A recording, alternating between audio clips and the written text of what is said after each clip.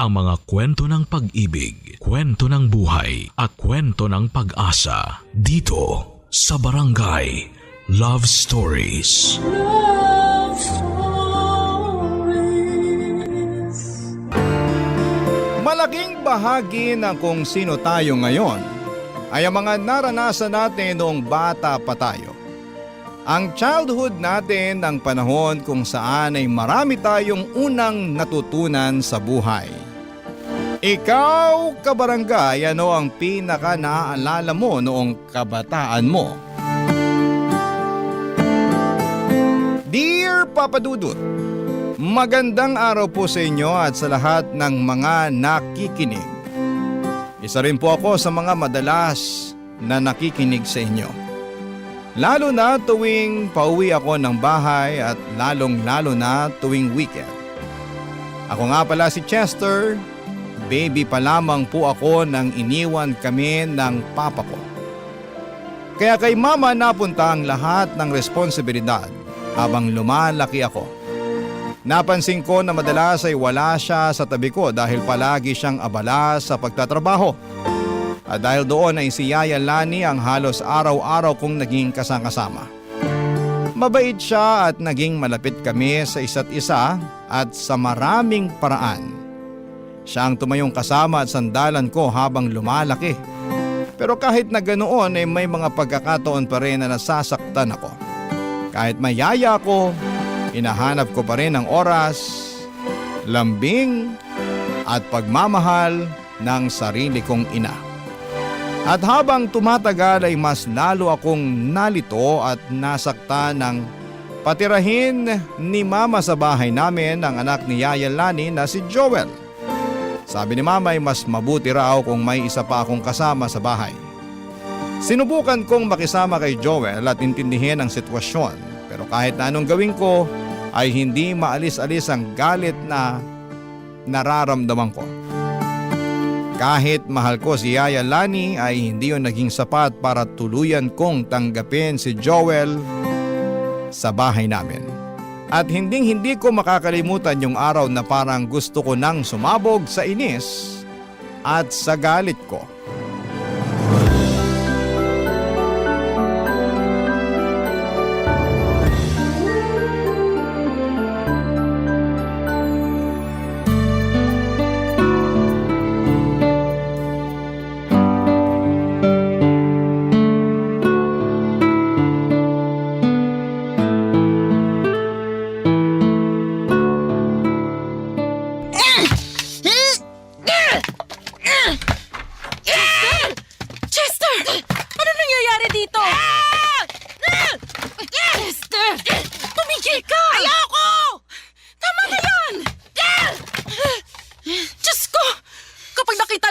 Ginagawa mo ngayon? Sigurado ako na pagagalitan ka nun. Hindi mangyayari yon kasi palagi naman siyang wala dito sa bahay, di ba? Kahit na, hindi pa rin tama na sinisira mo yung mga gamit mo. Halika nga muna dito. Mag-usap tayong bata ka. Ayoko! Hindi ako lalabas ng kwarto mo hanggat hindi mo ako kinakausap ng maayos. Sige na nga. Ngayon, sabihin mo nga sa akin, ano ba kasing nangyayari sa'yo? Bakit nagwawala ka, ha? Nakakainis lang po kasi. Bakit ka naman naiinis? Alam mo, imbis na nagkukulong ka dito sa kwarto, dapat inaya mo na lang si Joel. Sigurado ko na matutuwa yun kapag inaya mo siya na makipaglaro sa'yo. Mas gugustuhin ko pang sirain lahat ng gamit ko kaysa mapakinabangan ni Joel. Chester, sabihin mo nga sa akin ang totoo. Tungkol ba to kay Joel? Hindi ko kasi maintindihan kung bakit kailangan niya makikira sa atin eh. Uhulaan ko. Siguro nagseselos ka kay Joel, ano? Tama ba? Ba't naman ako magsiselos kay Joel? Kasi dati, ikaw lang yung inaasikaso ko. Pero ngayon, dalawa na kayo.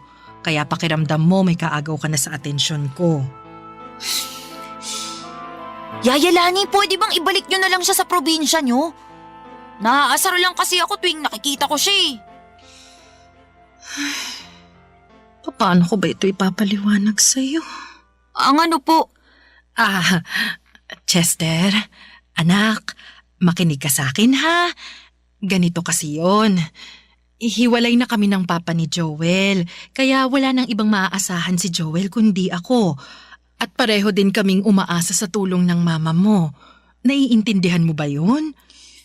Pero hanggang kailan po ba dito si Joel sa bahay?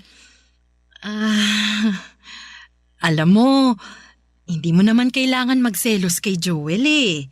Bakit naman po? Kasi pareho ko naman kayong mahal. Totoo po ba yan? Ikaw talagang bata ka. Tinatanong pa ba yan?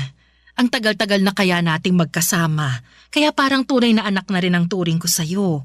Alam mo naman yon, di ba? Pero iba pa rin talaga nung tayong dalawa lang dito sa bahay. Namimiss ko yung mga panahon na wala pa dito yung asungot na Joel na yan eh. Alam mo, kung hindi lang sana kami iniwan ng papa ni Joel, hindi naman namin tatanggapin yung alok ng mama mo na dito siya patirahin eh. Pero nangyari nang nangyari. Kaya Chester anak, may isang pakiusap lang sana ako sa'yo ha?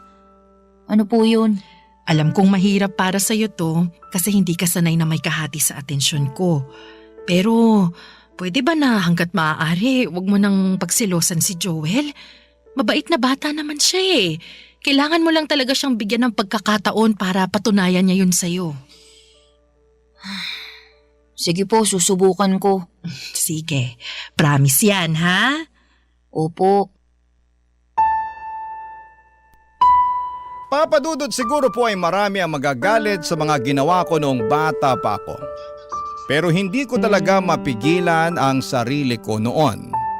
Yung pakiramdam na si Yaya Lani na nga lang ang nagbibigay sa akin ng atensyon at pagmamahal na kailangan ko, tapos biglang may kahati pa ako doon. Kaya lahat ng galit at asar ko ay naibuntun ko kay Joel. Hindi ko rin natupad ang pangako ko kay Yaya Lani na pakisamahan ng maayos si Joel. Kasi tuwing nagkakasalubong kami sa sala ay hindi ko siya pinapansin at agad-agad akong pumapasok sa kwarto para maglaro ng video games. Pero isang araw, may narinig akong balita na talagang kinagalit ko at ikinaselos ko pa. Narinig ko kay mama na pag-aaralin niya si Joel. At hindi ko makakalimutan yung araw na yon kasi binilhan pa ni mama si Joel ng bagong school supplies para sa darating na pasukan, Papa Dudut.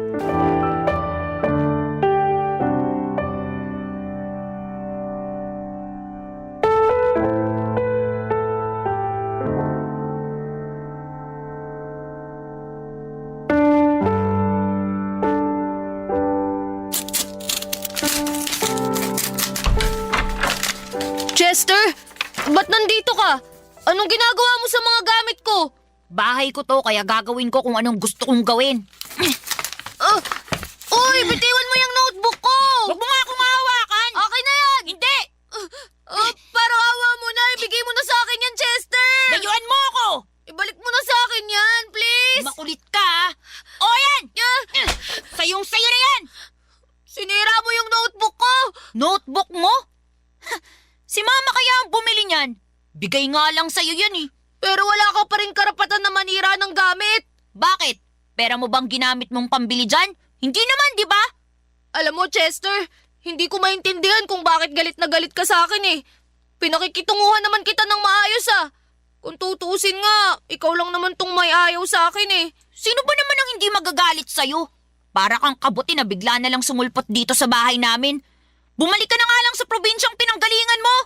Pero wala na akong babalikan doon kasi iniwan na kami ni Papa. Kawawa ka naman pala. Wala ka na ngang tatay. Nakikitira ka pa dito sa bahay namin. Huhulaan ko. Siguro asar na asar din sa yung papa mo, no? Kaya ka niya iniwan. Iiyak na yan. Iiyak na yan! Alam mo, iiyak na yan! Bis na inaaway mo ako, dapat ikaw nga itong mas nakakaintindi sa akin eh. At bakit? Kasi pareho lang naman tayo ng pinagdadaanan. Pareho lang tayong walang tatay. Anong sinabi mo? Chester, bitiwan mo ako! Kahit wala akong papa, hindi tayo magkapareho kasi hindi katulad mo may sarili akong bahay. At hindi ako mukhang gusgusin katulad mo! Pulubi! Pasensya na kung nasaktan kita sa sinabi ko. Pero bitiwan mo na ako. Parang awa mo na, nasasaktan na ako. Alam mo kung anong nababagay dito sa t-shirt mo? Anong gagawin mo? Eto! Aray! Chester, tama na! Nasasaktan ako! Saka pa lang dito sinisira eh! Ayan! Sumusobra ka na! Bagay sa'yo yung suot mo, Joel! Mas lalo kang nagmukhang pulubi! Huwag mo akong pilitin na isumbong ka! Sige! Subukan mo lang talaga na magsumbong at pinapangako ko sa'yo na hindi lang yung notebook at t-shirt mo ang sisirain ko. Wala akong ginagawang masama sa'yo, Chester. Kung ayaw mong makipagbati, pabayaan mo na lang ako. Mag-iwasan na lang tayo. Hanggang nakikitira ka dito sa bahay namin, hindi kita patatahimikin. Alam mo kung bakit? Kasi masyado kang sipsip. Nagbabait-baitan ka pa. Pero ang totoo niyan, gusto mong kunin ang lahat ng atensyon ng mga tao sa bahay na to. Noong gabing nag-away kami ni Joel ay nasa garden sina Mama at Yaya Lani kaya hindi nila narinig ang sigawan namin. Aaminin ko na pagkatapos ng away na yon ay sobra akong kinabahan dahil baka totohanin ni Joel ang banta niyang magsusumbong kina Mama o kay Yaya Lani. Pero sa awa naman ng Diyos ay hindi niya yon ginawa. Kaya naman ligtas ako noon. Kahit ganun pa man ay hindi pa rin nawala ang inis at galit ko kay Joel. Habang tumatagal ay unti-unti ko siyang pinapahirapan. At may isang beses pa nga papadudot na tinapunan ko ng tubig ang kwarto niya. At may mga pagkakataon din na palihim kong nilagyan ng hot sauce ang isa sa mga libro niya. Pero kahit na anong gawin ko ay tila tinitiis lamang ni Joel ang lahat. Wala siyang pinagsusumbungan at nagpapatuloy lamang siya sa araw-araw na parang walang nangyayari. At dahil dito ay mas lalo lamang lumala ang inis na nararamdaman ko para kay Joel.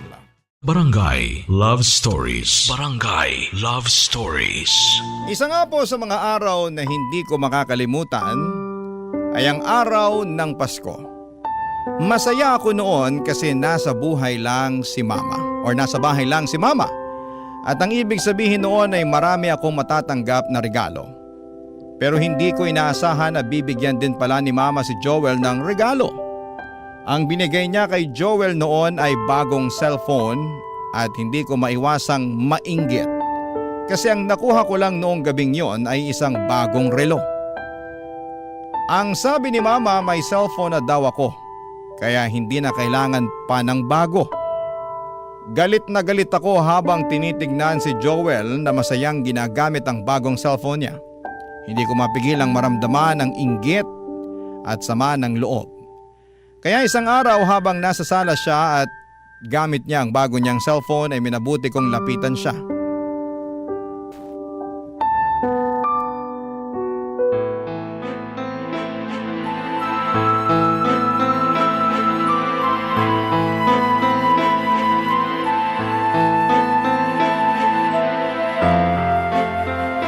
Chester, ayokong makipag-away sa'yo. Galing mo, Joel. Mas bago pa yung binigay ni Mama na cellphone sa'yo kumpara sa ginagamit ko ngayon ah. Wala ka namang dahilan para magtampo eh. Kung tutuusin nga, maswerte ka pa rin kasi nakukuha mo lahat ng gusto mo. Tsaka isa pa, paminsan-minsan lang naman ako nakakatanggap ng ganyang klaseng regalo. Ano kayang magandang gawin sa cellphone na to? Bakit? Anong gagawin mo? Hulaan mo. Chester, akin na yung cellphone ko, please. Paano kung sabihin ko sa'yong ayoko? Hindi ako nakikipagbiruan sa'yo. Ibalik mo na sa akin yan. Magmakawa ka muna. Akin na yan. Akin na yan. Uy! Hala, sorry. Nahulog. Tingnan mo yung ginawa mo. Basag na yung screen. Di magpabili ka na lang ulit kay Mama. Total, mahilig ka namang magbida-bida, di ba? Chester! Joel! Ano nangyayari dito? Nag-aaway ba kayo? Ma! Yaya Lani, hindi po. Naglalaro lang kami ni Joel. Joel, totoo ba yun? Um, Sandali lang.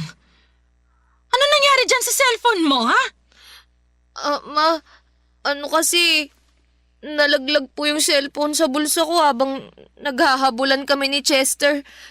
Sorry po talaga, hindi ko naman po sinasadya eh. Joel naman, dapat kasi nag-iingat ka. Kabibili lang dyan sa cellphone mo, di ba? Sorry po talaga, Ma. Oh, paano ngayon yan? Wala pa naman akong pera dito para ipaayos yung cellphone mo. Huwag na po kayong magalit. Aksidente naman po yung nangyari. At isa pa, kahit basag na yung screen, gumagana pa naman po to. Pagtsatsagaan ko na lang muna. Chester, Po? wala ka bang kinalaman sa nangyari sa cellphone ni Joel? Uy, Yaya Lani, wala po. Ma, huwag po kayong magalit kay Chester.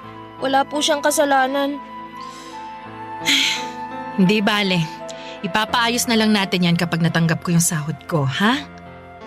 Sige po, Ma. O siya, maiwan ko na muna kayo rito. Magluluto pa ako. Sige po.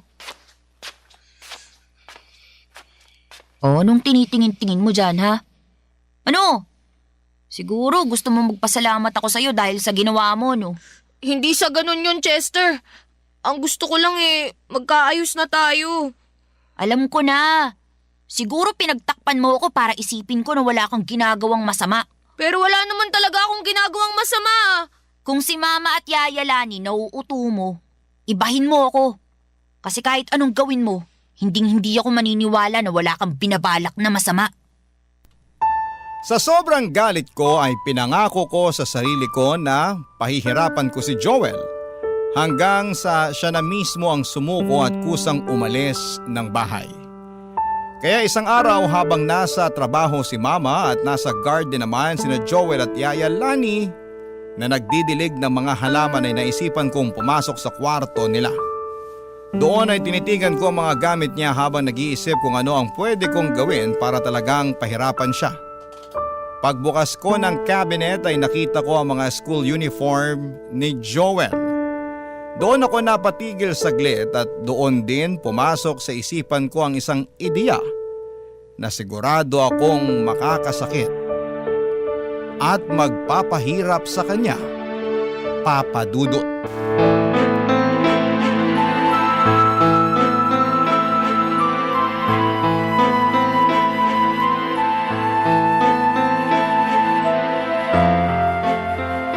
Itong nararapat sa'yo. Tignan na lang natin kung may masusuot ka pa. Chester? Chester! Ano yung ginagawa mo, ha? Yaya Lani, Diyos ko ka talagang bata ka! Anong ginawa mo? Ma! Anong nangyari dito? Chester! Bakit mo naman ginupit yung mga uniform ko? dapat lang sa'yo yan kasi masyado ka nang namimihasay. Joel, lumabas ka muna rito. Pero Ma... Sige na, ipagpatuloy mo na lang yung pagdidilig ng mga halaman dun sa labas. Sige po.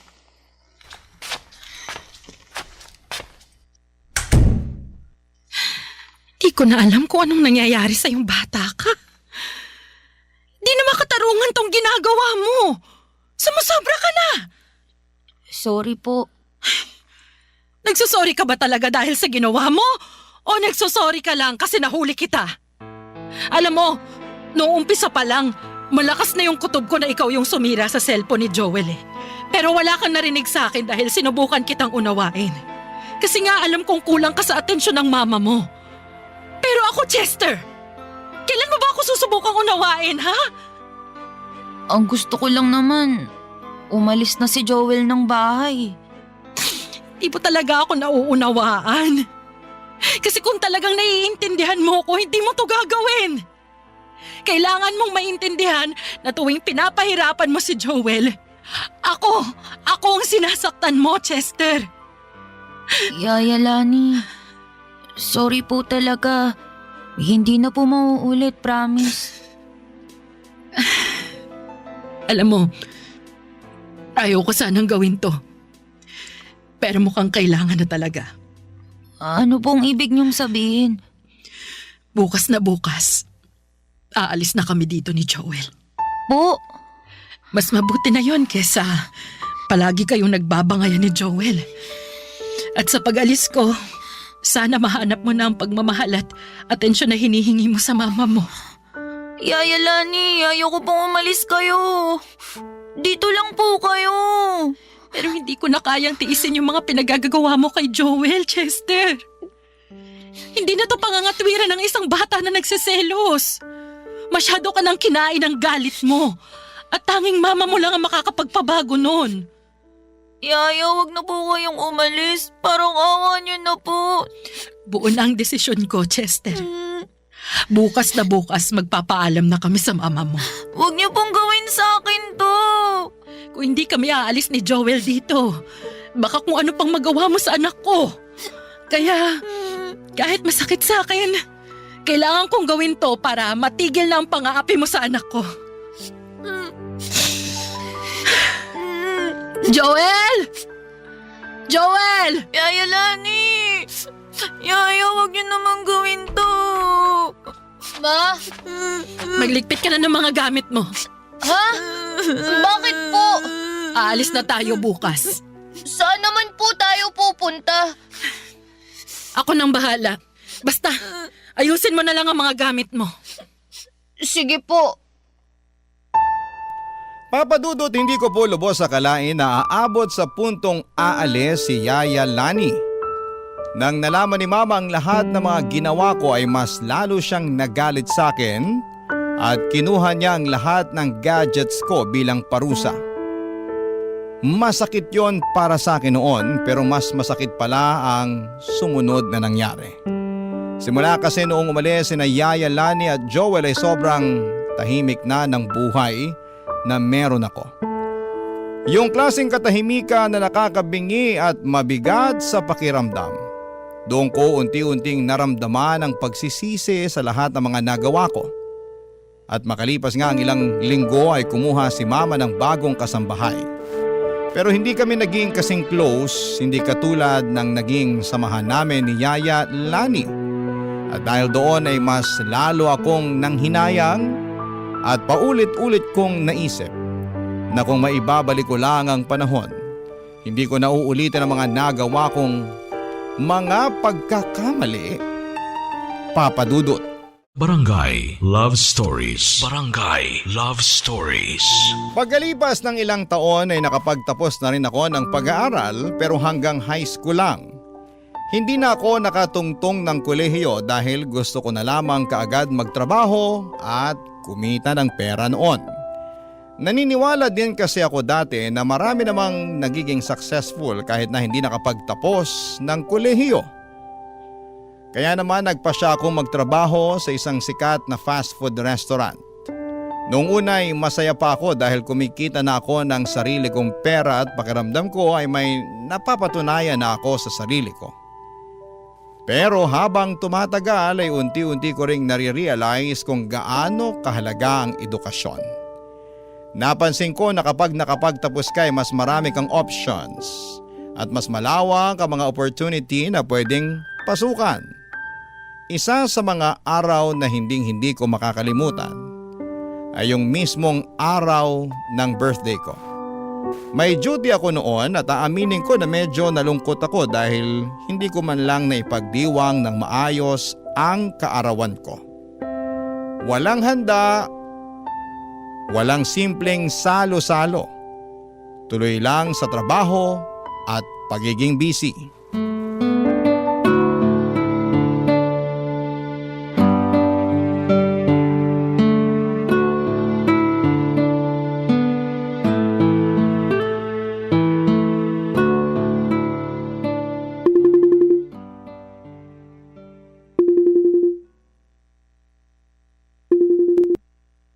Yaya Lani? Chester, anak! Happy birthday! Thank you po. Kumusta na po kayo? Eto, ayos lang. Ikaw, kumusta ka na? Okay lang po ako. Nako, alam mo ba, nakita ko lahat ng mga pictures mo sa social media. Nagulat nga ako, anak. Ang laki-laki mo na pala. Parang hindi na nga kita nakilala eh. Mas nakakagulat naman po siguro kung lumit ako, di ba? Ay nako, ikaw talagang bata ka. Napakapilyo mo talaga kahit kailan.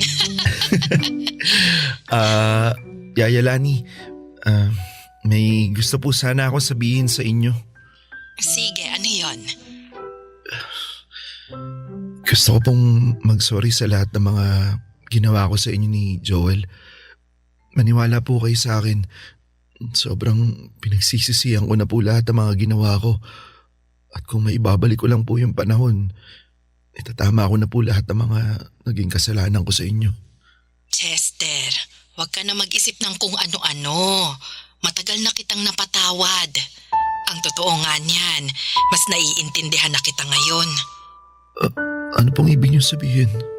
Nagawa mo lang naman lahat ng ginawa mo kasi ako na yung tumayong pangalawang nanay mo. At nagselos ka sa atensyon na binibigay ko kay Joel. Pero hindi pa rin po sapat na dahilan yun sa lahat ng ginawa ko. Sorry po talaga, Yaya Lani. Alam mo, gusto ko rin humingi ng tawad sa'yo. Bakit naman po? Kasi pakiramdam ko rin na hindi naging sapat yung pagmamahal at atensyon na binigay ko sa'yo noon. Naku, hindi po totoo yun. Hindi po kayo nagkulang sa akin. Sadyang hindi lang talaga ako marunong makontento nun. Naku anak, mukhang nagbago ka na nga talaga. Alam mo, masaya ako para sa'yo. Thank you po, Yaya Lani. Ay, sandali lang ha. May gustong kumausap sa'yo. Sino po? Chester! Joel? Ako nga, kumusta ka na? Okay lang. Uy nga pala, happy birthday! Thank you. Hello, Chester? Diyan ka pa ba? Oo. Oh, ba't bigla kang natahimik dyan? Joel, gusto ko sanang humingi ng tawad sa'yo. Narealize ko na ngayon na ang sama-sama ako sa'yo nun. Pinagsisihan ko na rin lahat ng mga ginawa ko sa'yo. Ano ka ba? Wala na yun. Alam mo, kahit hindi tayo masyado magkabati noon, hindi naman ako nagtanim ng sama ng loob sa'yo. Bakit? Palagi kasing pinapaliwanag sa akin ni Mama na kailangan daw kitang intindihin dahil naghahanap ka lang ng pagmamahal ng isang ina. Pero hindi pa rin yung sapat na rason para pahirapan kita. Pero huwag ka mag-alala. Kapag nagkita tayo, babawi ako sa'yo. Asahan ko yan, ha?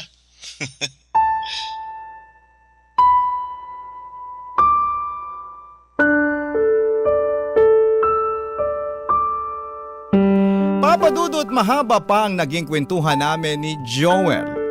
At naiinggit ako nang malamang kong nakapagtapos na si Joel ng kolehiyo. Pero sa kabilang banda ay mas nangingibabaw pa rin ang saya ko para sa kanya. Dahil alam ko kung gaano karami ang pinagdaanan nila ni Yaya Lani sa buhay. Lalo na nung umalis sila sa bahay namin, kaya masasabi ko rin na talagang deserve ni Joel ang tagumpay na natatamasa niya. Naging inspirasyon talaga sa akin ang kwento niya at doon ko naisipan na kaya ko ring tapusin ang pag-aaral ko. Kaya noong nakapag-desisyon na ako ay pinili ko ang kursong IT at talagang nagpursige ako sa pag-aaral. Dahil doon ay naging sobrang busy ako at tutok sa mga studies ko at paminsan-minsan na lamang kaming nagkakakumustahan nina Yaya Lani at Joel. Lubos akong nagpapasalamat dahil naging supportive si Mama sa mga plano ko sa buhay. Pagkalipas nga ng 4 na taon ay nakapagtapos din ako ng pag-aaral at nakahanap ng mas maayos na trabaho. Pero isang araw ay nagulat ako nang makita kong humingi ng donations online si Joel. Doon ko na naman na naka-confine pala sa ospital si Yaya Lani.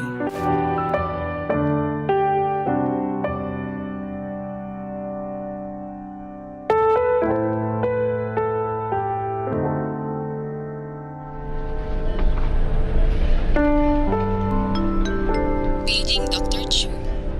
Joel, Chester, kita rin tayo sa wakas. kumusta ka na? Ito, medyo nahihirapan pero wala akong hindi kakayanin para kay Mama. Ano ba kasing nangyari kay Yaya Lani? Nasabi ng doktor ha? May sakit daw sa puso si Mama. Alam mo, takot na takot ako noon kasi biglang nanghina si Mama eh. Akala ko nga talaga mawawala na siya. Kung hindi ka pa nanghingi ng donasyon sa social media, hindi ka pa malalaman na may ganitong sakit na pala si Yaya Lani. Ikaw naman kasi, bakit hindi mo man lang sinabi sa akin ito ng mas maaga? Ayoko na kasi makakabala sa'yo, Chester eh. Tsaka nakakahiya din kung manghihingi ako ng tulong sa'yo. Sus, alam mo naman na parang nanay ko na rin yung si Yaya Lani, di ba? Oo, pero nakikita ko kasi sa social media na sobrang busy mo kaya ayoko na. Ano ka ba, kahit sobrang busy ko pa, maniwala ka sa akin. Hindi ako mauubusan ng oras para sa inyo ni Yaya Lani, ha? Salamat, Chester ha. Sus, dapat ako nga yung nagpapasalamat sa'yo. Ha? Bakit naman? Kasi sa kabila ng mga ginawa ko sa'yo noon, binigyan mo pa rin ako ng pangalawang pagkakataon. Chester, matagal na kitang napatawad. Wala na yun. Bros for life. Bros for life. Ay, gusto mo bang makita si Mama? Sige. Halika. Yan, pasok. Sige. Yaya Lani. Chester, anak. Ikaw na ba yan? Opo. Ang laki-laki mo na, ha? Kamusta na po ang pakiramdam niyo? Ano ba naman yan? Kung hindi pa ako nagkasakit, hindi pa tayo magkikita. Yaya Lani talaga, huwag na po kayo magtampo sa akin. Hindi ako nagtatampo sa'yo, anak. Ang totoo nga niyan. Sobrang saya ko dahil nagkita na rin tayo sa wakas. Pasensya ka na at kailangan mo akong makita ng ganito, ha? Yaya Lani, magpagaling na po kayo, ha? Huwag po kayo magpapaka-stress kasi simula ngayon, tutulong na rin po ako sa mga gastusin niyo rito sa ospital. Ano? Oh, sandali lang, Chester. Seryoso ka ba? Anak, hindi mo kailangan gawin yan. Yaya Lani, alam ko na may nagawa ako na hindi maganda nun, pero ni minsan, hindi ko kayo kinalimutan. At parang pamilya na rin kasi yung tingin ko sa inyo, kaya hayaan nyo na po kung gawin ko to para sa inyo. Napakabait mo talagang bata ka. Nagbago ka na nga talaga. Chester, maraming salamat ha. Napakalaking tulong nito para sa amin ni Mama. Gipit din kasi ako sa pera ngayon eh. Kaya hindi na ako magdadalawang isip na tanggapin yung tulong mo. Joel, huwag kang mag-alala. Tutulong ako hanggat sa makakaya ko. Kahit ano para sa inyo ni Yaya Lani. Pati sa puntong to, parang kapatid na rin yung tingin ko sa'yo. Tumigil ka na nga, pinapayak mo lang ako eh. Ay, alam nyo, ito na yata ang pinakamasayang araw sa buong buhay ko. Hindi ko lubos akalain na makikita ko pa kayong dalawa na magkabati. Itong si Chester lang naman yung may problema sa akin noon eh. Hoy, talaga. Okay na naman tayo, di ba?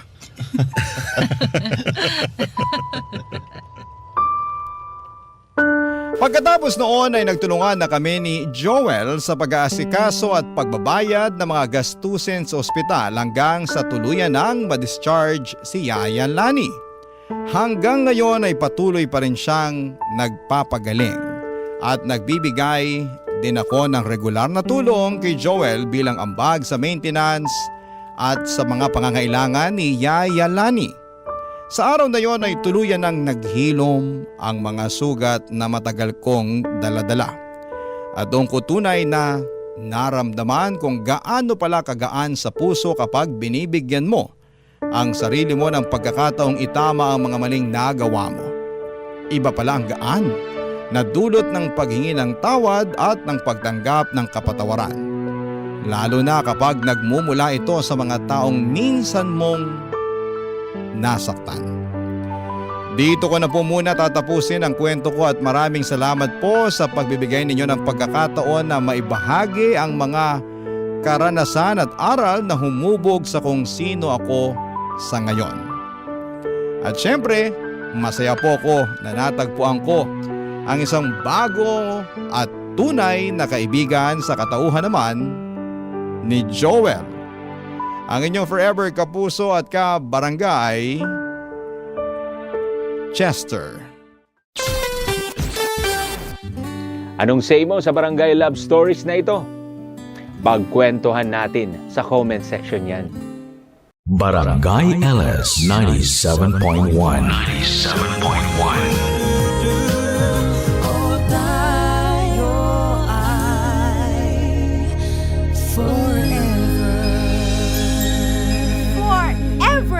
Forever.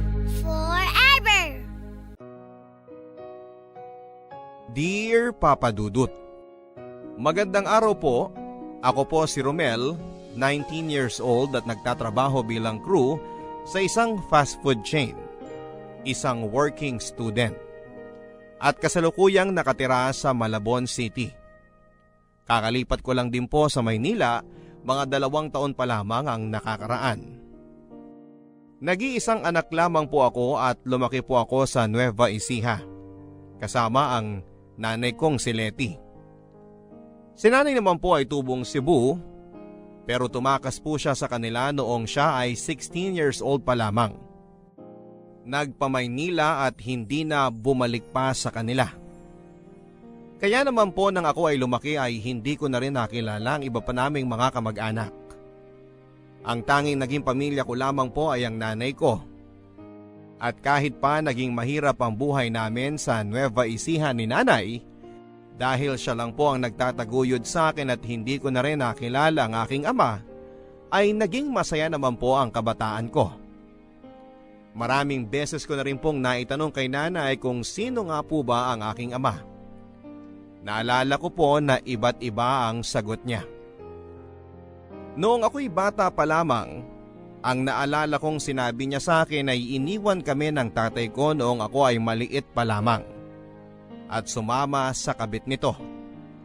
Pero noong nasa elementary na ako at medyo nagkakaisip na ako, ang sabi naman ni nanay ay matagal na raw napatay ang tatay ko.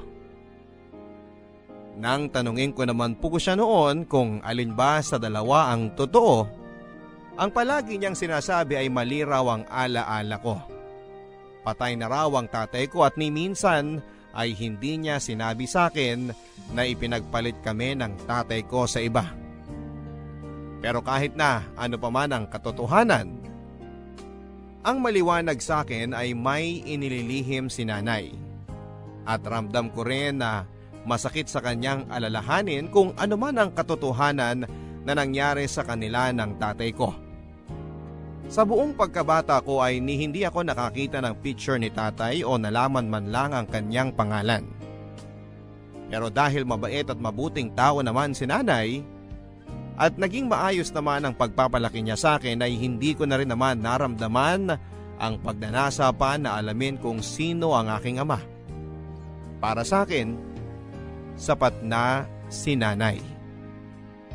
Sa Nueva Ecija ay ang pagtitinda ni nanay sa kanyang maliit na naipundar na karinderya ang bumuhay sa amin. At dahil din sa karinderya na yon, ay naigapang naman po ako ni nanay sa aking elementarya at sa junior high school. Maayos na nga po sana ang plano kong matapos graduate sa high school, ang mag-aral ng agriculture sa malapit na kolehiyo sa amin. At pagka-graduate ko ay papalaguin ko ay yung maliit na lupa namin at magtatayo din ng isang maliit na agribusiness.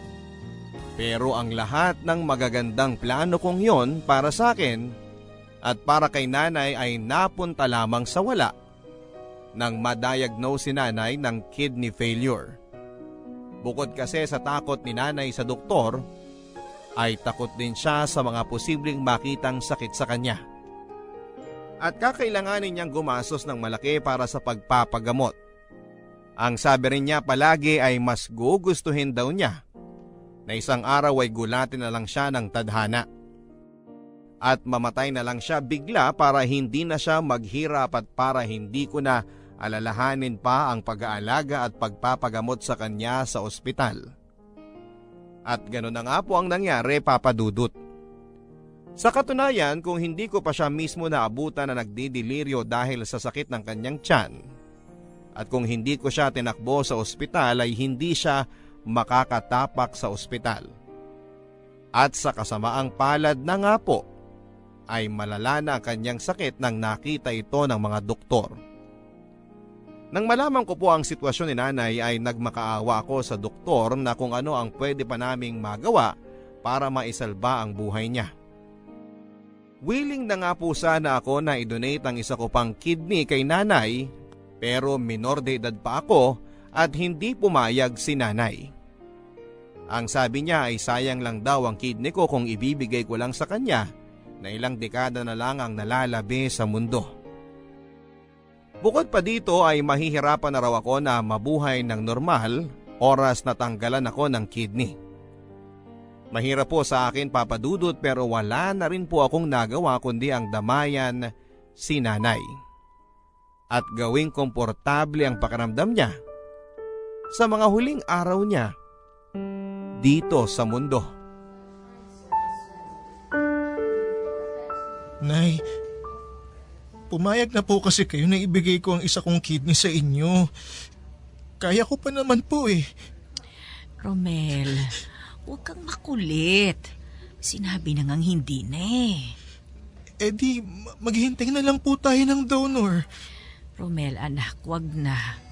Bukod sa mahalang magagastos, hindi ko na yun mahihintay. Nay, huwag naman po kayong magsalita ng ganyan. Lakasan niyo po yung loob ninyo. Romel, anak, pabayaan mo na akong magpahinga. Nay, nakakainis naman po kayo eh. Hindi ko naman po kayo kayang pabayaan na lang ng ganyan. Hindi ko kayo kayang makitang nahihirapan kayo tapos ako walang magawa. Makinig ka, anak, ha? Maski ang mga doktor, wala nang kumpiyansa na kakayanin ko o may maitutulong pa sa akin ang kidney transplant. Nay, parang awa niyo. Parang awa niyo na. Lakasan niyo po yung loob ninyo. Hindi ko po kayang mawala kayo, Nay. Romel, 16 anyos ako nung tumakas ako sa Cebu para pumunta ng Maynila at mabigyan ng sarili ko ng mas magandang buhay. 17 anyos ka na ngayon. Mas matanda ka na sa akin nung nagsarili ako. Kung kinaya ko, mas kakayanin mo. Lalo pat dahil sa tingin ko, mas naihanda naman kita na lumaban sa buhay. Hindi kagaya ng mga magulang ko na walang pakialam sa akin. Nay, natatakot po ako. Huwag kang matakot, anak. Palagi lang naman ako naririto. Natatakot po akong mag-isa, Nay. Romel, anak, bago ako pumanaw, sa tingin ko dapat ko nang ipagtapat sa iyo ang katotohanan. Ang katotohanan po na ano, Nay? Ang tungkol sa ama mo. Romel, yung sinasabi ko sa iyo nung batang-bata ka pa tungkol sa tatay mo, iyon ang totoo. Ano ho? Buhay pa ang tatay mo. Ramon ang pangalan niya. At totoo na iniwan niya tayo at ipinagpalit sa iba. Kung gusto mo siyang puntahan, nasa Maynila siya. Matatagpuan mo yung address niya sa Maynila kasama ng ibang mga papeles na nakatago sa disusi kong cabinet. Naroon din ang birth certificate mo. Nay, ayoko siyang puntahan. Ikaw ang kailangan ko, Nay.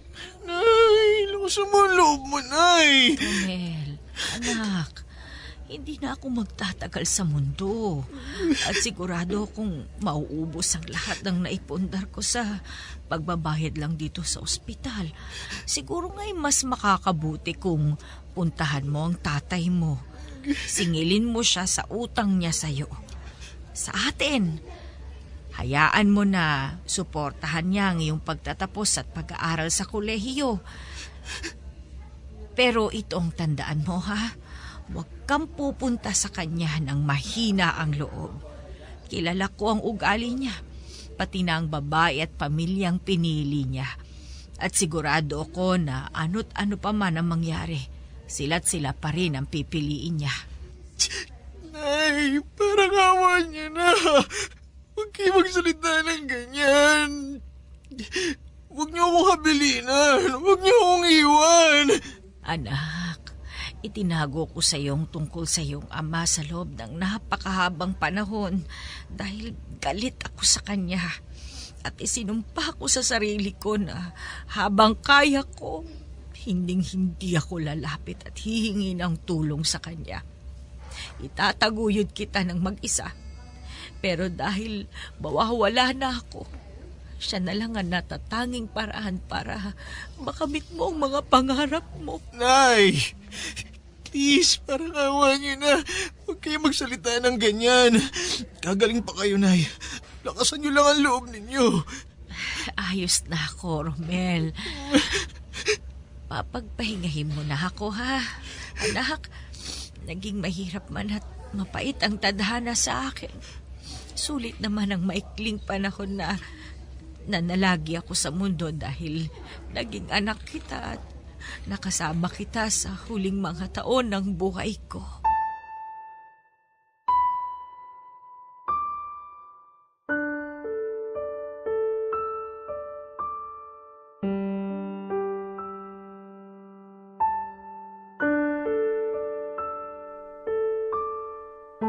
Dahil sa pagpapagamot ni nanay ay napilitan din po akong ibenta ang maliit na lupa namin upang makabayad sa utang sa ospital.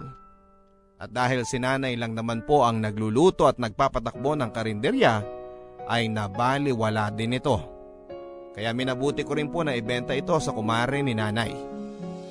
At dahil naibenta ko na rin po ang bahay at ang mga gamit namin at wala na akong materhan sa Nueva Ecija, ang pera na napagbentahan ko ng maliit na karinderya namin ay minabuti ko pong gamitin na lamang para sa aking paglipat sa Maynila. Nang tumulak po ako sa Maynila, Papa Dudod, ay wala akong kabalak-balak na puntahan ng ama ko. Nangupahan po ako sa isang dormitoryo at namasukan sa isang restaurant. Ang balak ko po ay ipagpatuloy ko ang senior high school sa Maynila habang nagtatrabaho sa gabi.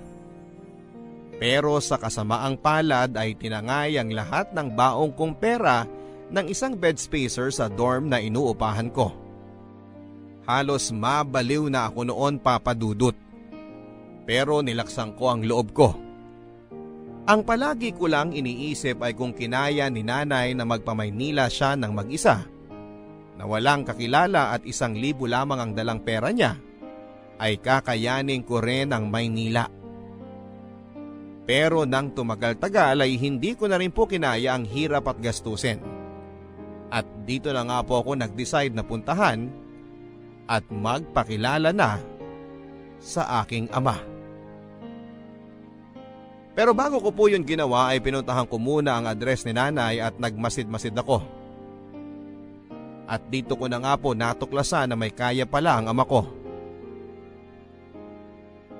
Pero sa kasalukuyan ay meron na siyang asawa at 2 teenager na anak. Dito ko rin po nalaman na si nanay ang una niyang nabuntis sapagkat parang ako ang mas nakakatanda doon sa 2 niyang anak na babae. Masakit man po sa akin na makita ang tatay ko na masaya at meron ng pamilya, ay hindi ko rin po maalis sa sarili ko ang magalit sa kanya. Dahil kami ang una pala niyang naging pamilya. At kami kung tutuusin ang mas unang may karapatan sa kanya. Habang ang pamilya niya ay nabubuhay ng marangya, kami ni nanay ay naghihirap sa Nueva Ecija.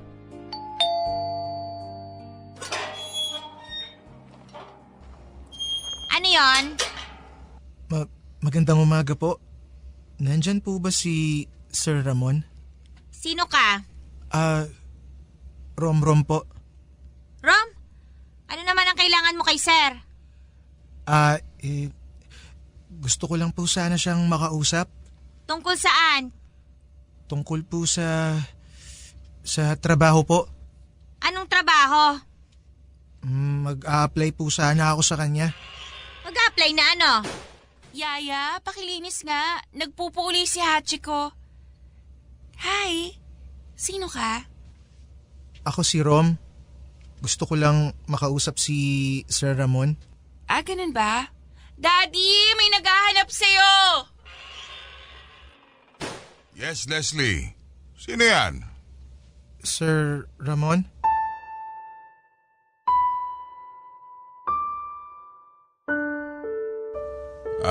Leslie.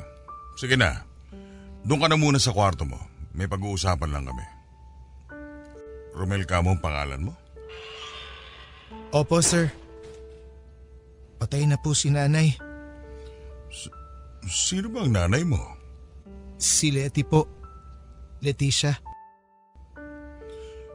Doon tayo sa labas.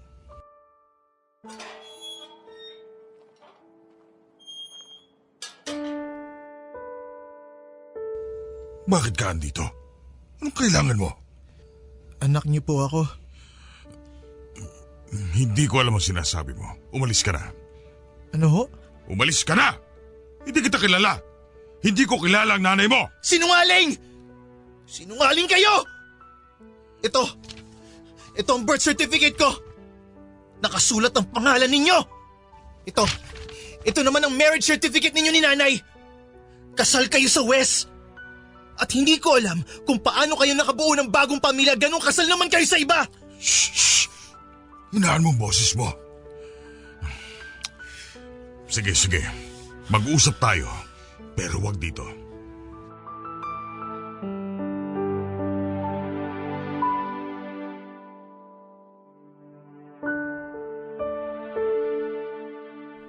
Nag-usap kami ni tatay ng pribado sa isang coffee shop ng hapon na yon, Papa Dudut.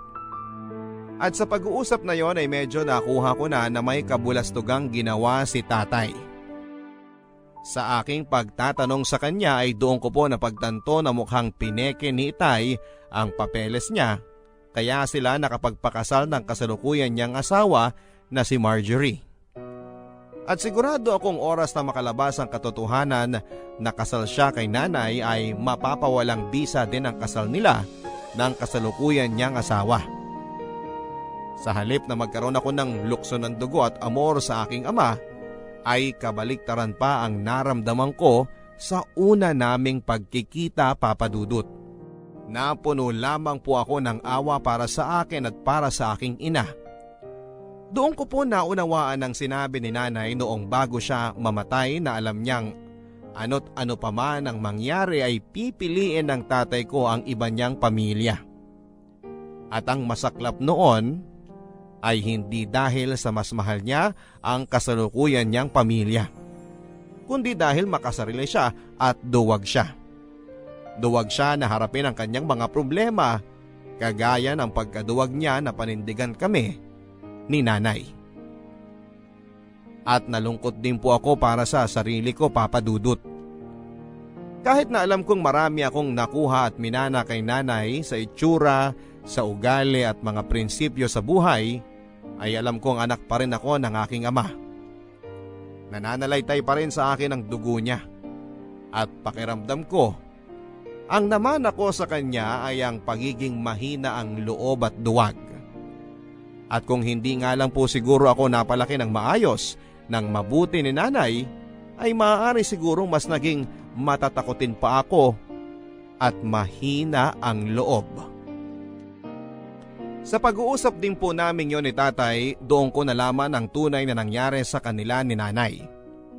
Nang nagpamaynila pala si nanay ay namasukan po siya bilang isang kasambahay at isa na nga po sa mga napasukan niya at naging amo ay ang mga magulang ni tatay.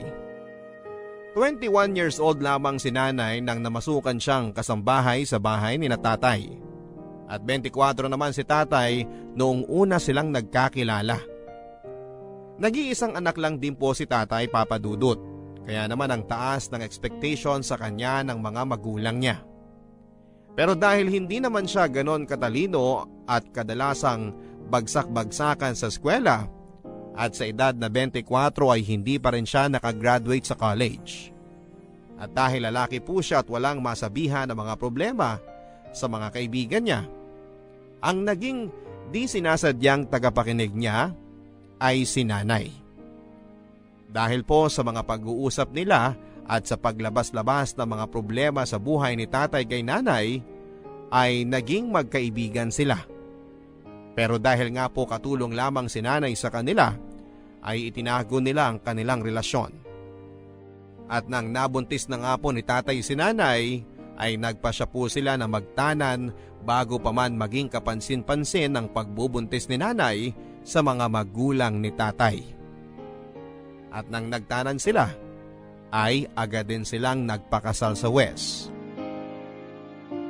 Pero wala pang ilang buwan matapos akong iluwal ni nanay ay nagtalo na po sila ni tatay sa hirap ng buhay. Parehong doktor ang mga magulang ni tatay kaya alam kong ni minsan ay hindi siya nakaranas ng magutom at mahirapan. Kaya rin siguro wala pang kalahating taon nang magtanan sila ni nanay ay bumalik si tatay sa mga magulang niya. Humingi ng tawad at kinalimutan ng may iniwan siyang asawa at anak. At dahil ma-pride at hustong nasaktan po si nanay dahil sa ginawa ni tatay, ay pinilit na rin po niyang burahin ang alaala nito sa kanya at sa aking isipan. At tama lang naman po siguro yung ginawa ni nanay.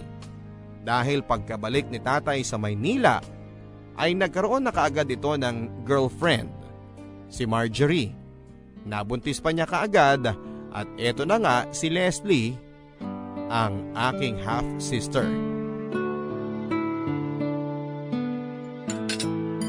Marjorie, girls, meron ako ipapakilala sa inyo. Hey! Ikaw si Ram, di ba? Andito ka lang nung isang araw Romel. Oh, sorry. My bad. Romel pala? Si Romel pala, scholar ko siya. Romel, si Marjorie asawa ko. Si Leslie panganay ko at si Tricia yung bunso. Taga Nueva Ecija si Romel. Scholar ko siya. Dito niya na tatapusin ang high school at college niya sa Maynila. Oh! I did not know that you had a scholar. Hindi ko lang sinasabi sa inyo pero may mga scholar ako. Marami akong charity work. Hindi ko lang sinasabi sa inyo. Kasi di ba parang pangit din naman na ipinapangalandakan ko yung mga tinutulungan ko, hindi ba? Wow, talaga, Han? That's nice. Actually, tama naman yan kasi ang dami na rin nating blessings. It's nice to give back. So, bali pinapakilala ko siya sa inyo kasi dito ko na muna siya sa atin patitirahin. Since habang lumalaki itong sina Leslie, nagkakaagawan na tayo ng driver. Naisip ko na kapag may mga lakad sina Leslie at si Manong ang nagmamaneho, si Rom na muna ang re-relyebo. I see. Romel, okay naman ba sa mga magulang mo na nagtatrabaho ka? Tapos nandito ka sa Maynila? Mga magulang ho? Wala na po akong mga magulang. Oh my! Anong ibig mong sabihin? Kamamatay lang po ni nanay. Mga ilang buwan pa lang po ang nakakalipas. I'm sorry to hear that. And your father? Wala po siya. Hindi ko na po siya nakilala. Oh, ay. Ang dami talaga mga irresponsableng lalaki sa mundo. Now I understand, Han, kung bakit gusto mo nga siyang kupkupin. Kawawa naman ang bata, ulila na pala. Thank you. So Romel, sige. Dali mo na muna yung mga gamit mo sa driver's quarters. Pasensya ka na ha, kung magsishare kayo ni Manong doon. Pero minsan naman hindi siya nag-i-stay in so may privacy ka pa rin kahit papano. Maraming salamat po, sir. Maraming salamat po, Ma'am Marjorie. Nice to meet you, Romel. Nice to meet you din, Leslie. Romel, meron pala akong lakad mamaya with my friends. Pwede mo ba akong ipag-drive? Pwede ka namang ipag-drive ni Manong. Hindi naman matutuloy ang lakad namin mamaya. Si Romel na lang. I mean, Manong so old kasi Minsan ginagabi kami sa labas ng friends ko, tapos inaantok na si Manong habang nagde-drive. It's so scary. Okay lang ba sa'yo, Romel? Okay lang po, sir. Sa totoo lang, Papa Dudut, ay naging palaisipan din po sa akin kung bakit pinili ni tatay na patirahin ako sa bahay niya kesa sa ikuha ko ng dormitoryo at ilihim ako sa kanyang pamilya. Naisip ko na baka po nanghihinayang siya sa dagdag na gasto sa pangungupahan sa titirhan ko. Naisip ko rin po na baka naman paraan niya yon para palagi niyang nakikita ang mga kilos ko. Ang bawat hakbang ko para mas kontrolado niya ako sa mga sitwasyon. Pero hindi ko rin maikakaila na sumagi sa isipan ko na baka naman pinatira niya ako sa bahay niya dahil nangungulila siya sa akin bilang isang ama. Na baka dahil sa pag-uusap namin ay nanumbalik sa kanya ang mga alaala at pagmamahal niya kay nanay. Nabukal sa loob niya ang tulungan ako at makabawi sa mga pagkukulang niya sa amin ni nanay. At sa tingin ko po papadudot ay mas pinaniwalaan ko ang huling dahilang yon na sumagi sa isipan ko. Dahil naging madali po sa akin ang pumayag sa gusto ng tatay ko. Na kahit pinagpapanggap niya akong scholar lamang niya at balak niya pa akong gawing driver ng mga anak niya, mga half-sisters ko. At deep inside ay mahal niya ako. Pinaniwala ko ang sarili ko na yon lamang kasi ang tanging alam na paraan ni tatay para maipakita niya sa akin na mahalaga pa rin ako sa kanya. Sa kabila ng kanyang masalimuot na sitwasyon at sirkumstansya. Noong simulang mga linggo ay maayos naman ang naging karanasan ko sa bahay ni tatay. Naging maayos at magalang ang pakikitungo sa akin ng asawa niyang si Marjorie at ng mga half-sisters ko sa akin. Pero habang tumatagal ay mas nagiging komportable na sila sa akin. Ay unti-unti na rin nilang pinapakita ang tunay nilang mga anyo. Si Ma'am Marjorie ay napaka matapobre. Ang mga kapatid ko ay napakamaldita at maarte. At maski ang yaya nila at driver ay sinusungitan ako. Habang tumatagal ay mas pababa ng pababa ang pakikitungo nilang lahat sa akin. Habang tumatagal ay mas nararamdaman ko na nga na driver lamang ako at tagalabas ako. At maski sa sarili kong ama ay unti-unti ko na rin nararamdaman yon na mas nagiging driver niya ako kesa sa sarili niyang anak.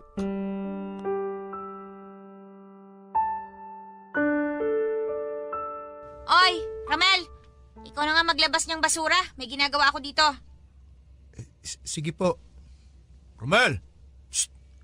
Birthday na kumpare ko mamayang gabi. Ikaw na muna maghatid kay Ma'am Marjorie.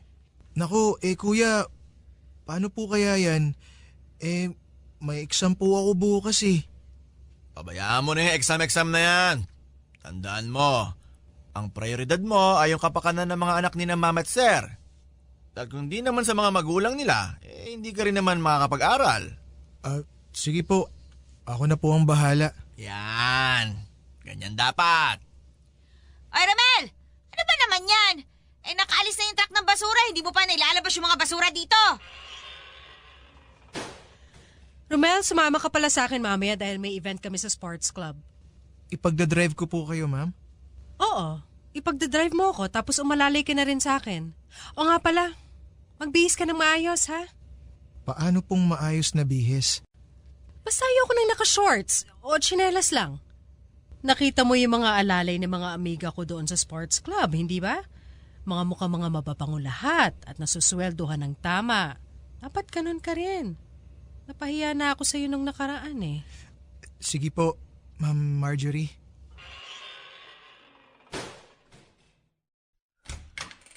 Yaya! Ay na naman mag-flush ng toilet! Umapaw na naman! Hoy, Romel! Ikaw na nga umasikaso ng bradong kubeta!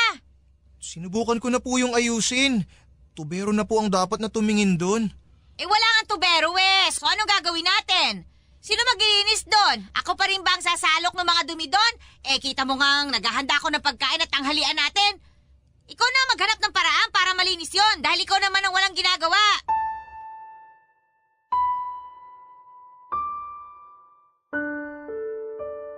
Dahil ako ang pinakabata at may pinakamalaking utang na loob sa bahay na yon, ay ako rin po ang naging pinakamababang ranggo sa kanilang lahat. Maski ang kasambahay nila at driver nila tatay ay ako pa rin ang inuutusan.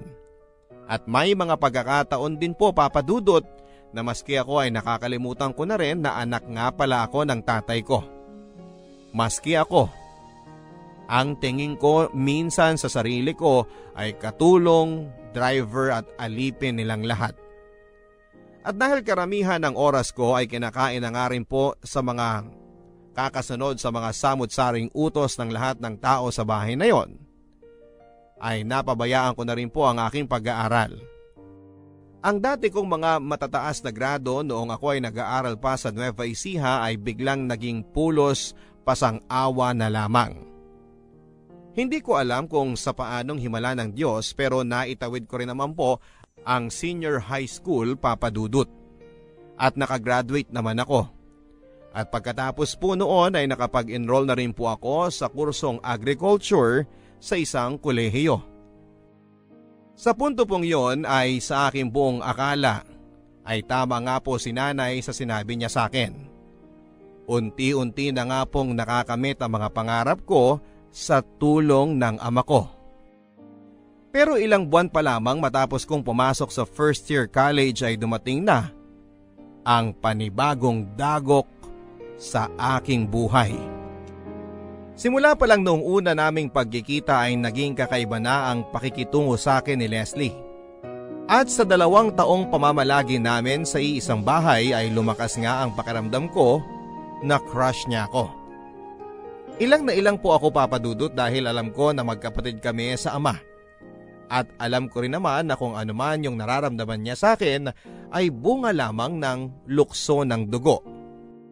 Sa katunayan po niyan ay kung may bagay man siguro na pinakasumubok sa akin ay ang pagbubunyag sa kasalukuyang pamilya ng tatay ko ng tungkol sa amin ni nanay. At yung pagka-crush sa akin ni Leslie na habang tumatagal ay parang palala po ng palala. Noong una ay akala ko ay lilipas din ang pagka-crush sa akin ni Leslie. Ang akala ko ay kapag mas marami pa siyang nakilalang lalaki habang siya ay tumatanda, ay lilipas na rin yung kung ano man yung nararamdaman niya sa akin. Pero habang tumatagal ay mas nagiging obvious si Leslie. At umabot na nga sa puntong halos lantaran na niyang sabihin sa akin na may gusto siya sa akin. Sa kabila naman po ng paglala ng kanyang mga ginagawa ay nananatili pa rin itong lihim sa ibang mga tao sa bahay. Kung may nakakapansin man po nito ay sa tingin ko ay si Trisha lamang dahil kaming 3 lang naman ang kadalasang nagkakasabay sa sasakyan kapag ako ay nagdadrive sa kanila sa eskwelahan at sa mga lakad nila. At sina Ma'am Marjorie, Tatay, Manong at Manang ay alam kong hindi rin naman po ito napapansin. Dahil kung wala naman silang ipag-uutos o kailangan sa akin ay halos invisible lang naman ako sa kanilang mga paningin. Gayunpaman ay naging kampante pa ako na kahit na anong mangyari ay hindi rin naman po lalampas sa linya si Leslie. Driver at katulong lang ang tingin nilang lahat sa akin. At sigurado po akong hindi naman gagawa pa ng kahit na anong bagay si Leslie bukod sa pagpapakyut sa akin. Dahil hindi rin naman niya gugustuhin na makipagrelasyon sa isang driver na mas mababang uri sa kanya. At ikakapahiya niya sa kanyang mga kaibigan at mga kakilala. Rom, dito na ako sa harap uupo ha. Nahihilo kasi talaga ako kapag sa likod ako umuupo eh. Okay lang? Sige. Sasakyan niyo naman to eh. Nakakatawa ka talaga. Nagpagupit ka pala, no? Mas bagay sa'yo yan. Mas lumalabas yung pagkakahawig mo kay Ken-chan.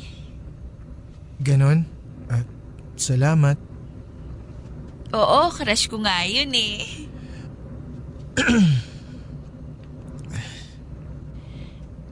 So, kumusta naman yung first week mo sa college, Rom? Okay naman. Masaya naman. Ay, ako rin magka-college na, 1 taon na lang. Pero hindi ko pa rin alam kung anong course yung kukunin ko. Bakit? Ayaw mo ba ng political science? Di ba yun ang pinakukuha sa'yo ng mami mo? political science, tapos law school. Mukha bang gusto kong maging abogado?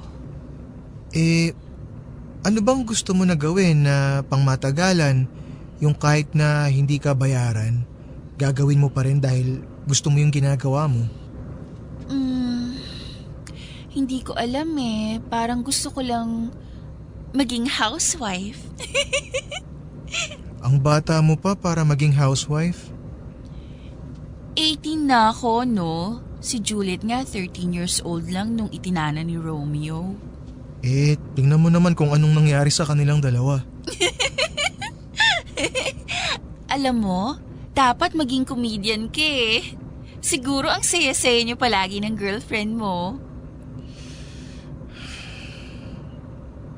May girlfriend ka na ba, Rom? Wala pa. May nililigawan ka na? Wala pa rin. Ha? Bakit naman?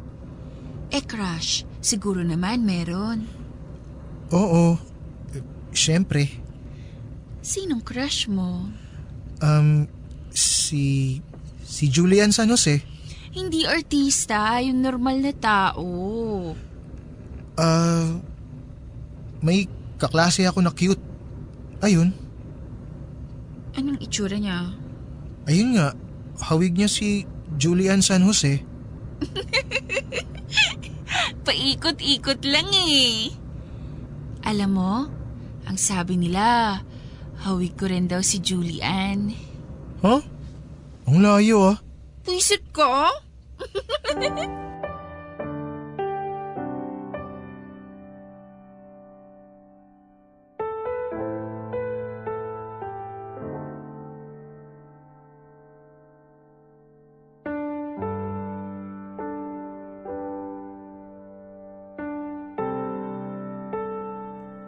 Noong pong mga panahong unang pasok ko sa kolehiyo ay naging mas lantaran si Leslie sa akin, Papa Dudut. Madalas na kapag wala si Trisha ay doon na po siya umuupo sa harapan ng kotse. Katabi ko sa driver's seat. At noong tumatagal pa ay maski kay Trisha ay hindi na rin siya nag-iingat. Sa harapan pa rin po siya umuupo, katabi ko. At kapag pinagdadrive ko siya o kapag magkasama kami ay madalas na napupunta po ang usapan namin tungkol sa love life. Nakadalasan nga po ay nauuwi na po sa pagtatanong niya tungkol sa personal kong buhay. Kung ano po yung mga gusto ko sa babae at kung sino-sino na nga po ang mga naging girlfriend ko. At kahit na isang tanong, isang sagot lang po ang ibinibigay ko kay Leslie ay hindi po siya naaapektuhan dito. Patuloy lang siya sa pag-iimbestiga at pagtatanong sa mga personal na detalye sa buhay ko, Papa Dudut. At napapansin ko nga po na kung ano man ang impormasyon na ibigay ko sa kanya, halimbawa ay yung nabanggit ko sa pag-uusap namin na madasalin yung daddy kong GF sa Nueva Ecija, sa mga susunod na araw ay magiging ganun din siya. Naging biglang deboto na siya sa isang santo sa simbahan. At nang banggitin ko pa na gusto ko sa mga babae ay yung hindi masyadong nagmi-makeup ay pansin ko nang sa mga sumunod na araw ay binawasan na rin niya yung kadalasan niyang inilalagay na makeup. Pero simula po noon ay mas lalo akong kinabahan nang napapansin kong mas nagiging agresibo na si Leslie sa akin. Yung mga inosenteng tanong niya tungkol sa nakaraan ko, sa love life ko, sa mga tipo kong babae ay unti-unting nauwi sa mga tanong na sexual. Hirap na hirap po ako noon kung ano ang gagawin ko. At ilang na ilang kapag kinakambyo na po ni Leslie ang usapan noon. Kung tutuusin ay kating-kati na po ako sa kanyang sabihin na maghunos dili siya sa mga ginagawa at sinasabi niya dahil hindi niya lang alam ay magkapatid kami sa ama. At sa puntong yon ay naramdaman ko na rin po, Papa Dudut, bilang na mga araw nakakayanin kong manatili sa bahay na yon o nang hindi sinasabi sa kanya ang katotohanan. Isang araw ay hindi na po ko nakatiis at binala ko na sanang kausapin si tatay tungkol dito kahit na alam kong hindi magiging madali o komportable ang aming magiging pag-uusap. Pero sa kamalas-malasa naman ay naunahan ako ni Leslie. Oh, Leslie. Anong kailangan mo? Bakit may dala kang alak at baso? Nothing. Gusto ko lang makipag-inuman sana. Bakit hindi na lang tayo dun sa labas? Sige, tara. Dun tayo sa garden. Ayoko. O tsaka ano ka ba? Di nakita ni na mami na umiinom ako ng beer, tapos ikaw pa yung kainuman ko. Ay, bakit mo ba gustong uminom? May problema ka ba? Oo Pero ito, inumin mo muna to. Hindi ako umiinom. Sinungaling ka, alam kong umiinom ka, Romel. Sige na. Gabi na, Leslie. Maaga pa ako bukas. Sige na, please. Isang beer lang, promise. Ay, sige na nga. Umupo ka naman. Mukha kang tanga dyan nakatayo sa sulok habang nakikipag-inuman sa akin. Ano ba kasing problema mo? Ganito kasi yun. May lalaki kasi. Gustong gusto ko. Pero ang problema, parang di naman niya ako gusto. Sus, wag mo masyadong dibdibin yun. Marami ka pang makikilala na lalaki sa buhay mo. Pero ayoko ng ibang lalaki. Ang gusto ko siya. Siya lang. Paano yun? Sinabi mo nga, hindi ka naman gusto. Hindi mo naman pwedeng puwersahin yung tao na magustuhan ka. Ano bang problema sa akin, Romel? Pangit ba ako? Sexy naman ako, diba? Ang dami naman nagkaka-crush sa akin. Pero ewan ko pa sa lalaking to. May mga sandali pa na pakiramdam ko, pinandidirihan niya ako. Baka hindi ka lang talaga niya gusto, Leslie. Hayaan mo na. Bata ka pa naman. Marami ka pang makikilala. Pero ayoko nga sa iba, Romel. Hindi ba malinaw yun? Bata ka pa. Kung ano man ang nararamdaman mo para sa lalaki na yun, sigurado akong magbabago pa yun. Bakit ka ba ganito sa akin, Romel? Huh? Anong ibig mong sabihin?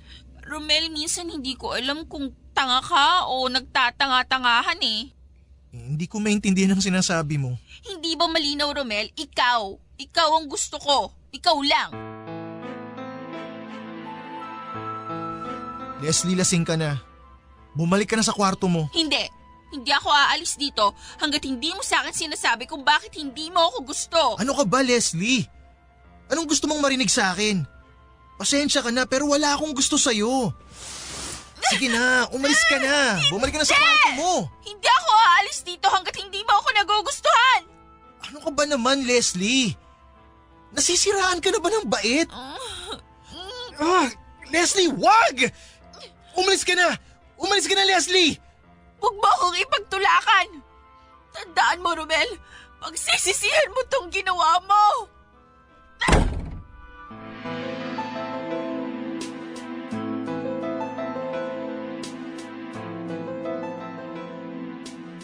Kinabukasan matapos po ng insidenteng yon ay pinalabas ni Leslie na ninakawan ko siya ng cellphone nang iniwan niya ang bag niya sa sasakyan. Kinumpronta po ako ni Ma'am Marjorie at syempre tinanggi ko ang ibinibintang sa akin ni Leslie. Pero dahil na rin po sa pagtanggi kong yon ay mas nagalit sa akin si Ma'am Marjorie dahil pinapalabas ko raw na sinungaling ang anak niya. Bakit naman daw sasabihin ng anak niya yon? Ano raw ang mapapala ni Leslie sa pag-frame up sa akin na nagnakaw ako? Ano naman daw ang mapapala ni Leslie sa akin? Gayong driver lamang ako at mahirap lamang ako. Maski sina Manong at Manang ay nagbitiw na rin ng masasakit na salita sa akin. Wala daw akong utang na loob. Matapos raw akong kupkupin na mag-asawa at pag-aralin ay ganun pa raw ang igaganti ko sa kanila. Tanging si tatay lang po ang hindi agad naniwala sa ibinibintang ni Leslie. At matapos po akong kastiguhin ni Ma'am Marjorie ay kinausap ako ni tatay ng personal. Nahihirapan daw siyang paniwalaan na ninakaw ko ang cellphone ni Leslie. Ano daw ba ang tunay na nangyari? At nang sinabi ko po sa kanya ang ginawa ni Leslie noong nakaraang gabi ay hindi naging komportable ang pagtanggap dito ni tatay. Ang sabi po niya sa akin, Papa Dudut, mas makakabuti pa siguro kung aalis ako sa poder nila. Ayaw daw niya ng gulo. At hindi daw niya maaaring pahintulutan na malaman ng asawa at ng mga anak niya ang tungkol sa amin ni nanay. Pero huwag daw ako mag-alala dahil kahit naman daw hindi ako titira sa kanila ay ipagpapatuloy pa rin niya ang pagsuporta sa akin hanggang sa makagraduate ako sa college. Naging masakit po sa akin ang desisyon ng tatay ko. Doon ko napagtanto na hindi ko lang pala inaamin sa sarili ko, pero sa 2 taon na ipinamalagi ko sa bahay ni tatay at sa kabila po ng pagtrato sa akin ng pamilya niya bilang isang katulong, driver at all-around alalay nila, ay umaasa po ako na mababago pa ang ihip ng hangin. Umaasa ako na magkakaroon ng lakas ng loob si tatay na aminin sa kanyang pamilya na anak niya ako. At dahil doon ay magiging bukas na rin sila sa akin. At tatanggapin din nila ako. At ang lahat ay mauuwi sa isang maligayang pagtatapos. At magiging isa kaming isang malaki at masayang pamilya. Pero dahil sa nangyari ay doon ko rin napatunayan na ang tagal ko na rin po palang umaasa at niloloko ko ang sarili ko. Dahil husto ang galit sa akin ni Ma'am Marjorie dahil sa ibinintang na pagnanakaw sa akin ni Leslie, ay ibinalak po nito na ipadampot ako sa pulis. At nang marinig naman po ito ni Leslie ay naramdaman ko ang takot sa kanyang mga mata. Malinaw na hindi rin po niya inaasahan na hahantong sa ganoon ang pag-frame up niya sa akin. Pero kahit na ganoon na nga ang nangyari ay nanahimik lamang siya. Pinabayaan niya lamang ang mga nangyayari. Kinausap ni tatay si Ma'am Marjorie at kinumbinsin niya na hindi ito magsampa ng kaso laban sa akin. Minura-mura pa niya ako kunwari sa harapan nilang lahat. At sinabi sa kanila na palalayasin na lamang daw niya ako. At mukha namang kinagat ni Ma'am Marjorie ang mga sinabi niyang yon. Dahil matapos ang palabas na ito ni tatay, ay kumalma na ang asawa niya at sinabihan ako na magpasalamat daw ako at mga mabubuti silang tao. Kaya bibigyan nila ako ng pagkakataon na baguhin ang buhay ko. Pero sa totoo lang, Papa Dudut, ay kahit na masakit po ang mga binitawang salita sa akin ni Ma'am Marjorie, ay walang katumbas ito sa sakit na naramdaman ko nang marinig ko ang mga mura na lumabas sa bibig ng tatay ko. Lalo na't alam ko na gawa-gawa lamang niya yon para itago sa kasalukuyan niyang pamilya ang katotohanan. Doon ko po napagtanto kung gaano kaduwag ang ama ko at kung gaano kami kawalang halaga ni nanay sa kanya. At kahit na matagal ko na rin naman pong alam na mas matimbang sa tatay ko ang kasalukuyan niyang pamilya kaysa sa amin ni nanay, ang marinig po ang mga salitang yon na lumabas galing mismo sa kanyang bibig at ang sabihin ng harap-harapan ang mga iyon ng walang pakundangan sa mararamdaman ko. Pakiramdam ko ay sinaksak na rin po ako ng sarili kong ama. Habang ako'y nag-aal sa balutan ay bigla pong may kumatok sa pintuan ng aking kwarto. Ipinatawag ako ni Ma'am Marjorie. At nang pumunta po ako sa sala ng bahay ay andon silang lahat at parang nagbago ang ihip ng hangin. Ang unang nagsalita ay si tatay at humingi po siya ng tawad sa akin dahil na misplace lang daw pala ni Leslie ang kanyang cellphone. At matapos po niyang magsalita ay nagsunura na ang iba pang miyembro ng pamilya. Maski sina Manong at Manang ay humingi din po ng tawad. Nagmakaawa si Leslie na patawarin ko raw siya. Hindi naman daw niya sinasadyang nangyari at napakasama daw sa pakiramdam niya ang mapagbintangan ako. Nagmamakaawa din po siya na wag na akong umalis. Pero sa puntong yon ay nag-give up na po ako sa tatay ko. Ayaw ko na ring makasama pa ang pamilya niya at mas lalong hindi ko ipagsisiksikan ang sarili ko sa bahay nila. Nagpasalamat na lamang po ako sa kanilang lahat at sinabi na hindi ko na kailangan ng tulong nila. Bumalik na po ako sa kwarto para ipagpatuloy ang aking pag-iimpake.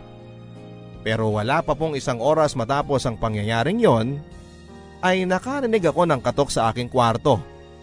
Ang akala ko po ay si tatay. Si Leslie pala.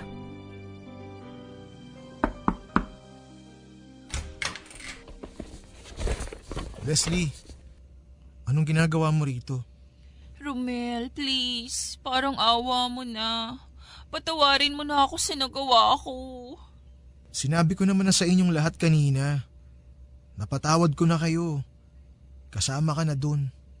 Bakit kailangan mo pang umalis?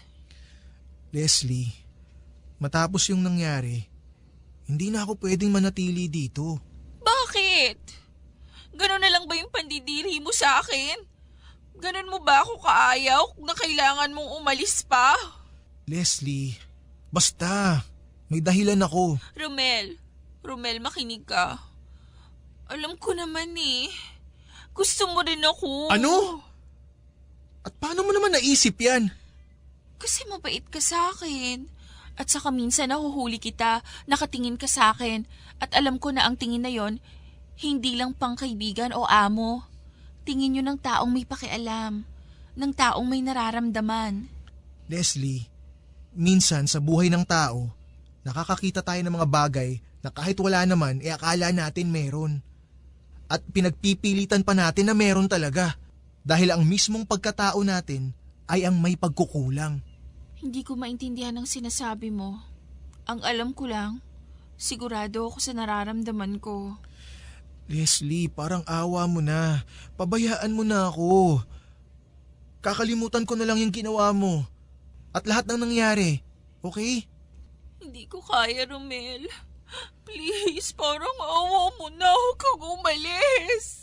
Hindi ko kaya na wala ko. Leslie, ano ba? Pakiusap naman. Romel, okay lang naman sa akin eh. Kahit driver ka lang.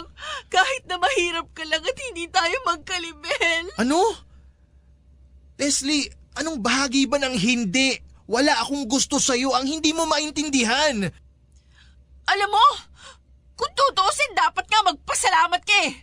Dahil kahit na driver ka lang at ganyan ka, nagustuhan kita. Na ikaw ang pinipili ko. Ang daming iba dyan, nagkakandara pa sa akin, pero ikaw na dugyot at probinsyanong nagustuhan ko. Ang kapal ng mukha mong basti din ako. Leslie, pakiusap naman oh. Kinikilabutan ako sa mga lumalabas sa bibig mo. Padaanin mo na nga ako. Hindi! Hindi ako aalis dito hanggat hindi mo ako hinahalikan. Ha? Doon natin malalaman kung wala ka talagang gusto sa akin. Sira na ba yung ulo mo? Tumabi ka na kasi! Hindi nga eh. Layon mo nga ako! Nakakadiri ka! Leslie, magkapatid tayo! Ano? Leslie, magkapatid tayo sa ama. Kuya mo ko. Anak ako ni Leticia. Ang dating katulong ng lolo at lola mo. Ano? Ano yung sinasabi mo? Nagsisinungaling ka. Sasabihin mo talaga kahit na ano para maipagtabuyan lang ako, no? Leslie, nagsasabi ako ng totoo. Magkapatid tayong dalawa. Kasal ang tatay mo sa nanay ko. Hindi yan totoo! Hindi yan totoo! Ito ang marriage certificate ng nanay ko at ng tatay natin. Hindi! Hindi ito totoo! Leslie, kahit punitin mo pa yan, marami akong kopya niyan. May kopya rin ng gobyerno. Hindi na mababago ang nakaraan. Leslie, yung nararamdaman mo sa akin, hindi yan romantic love. Lukso ng dugo yan.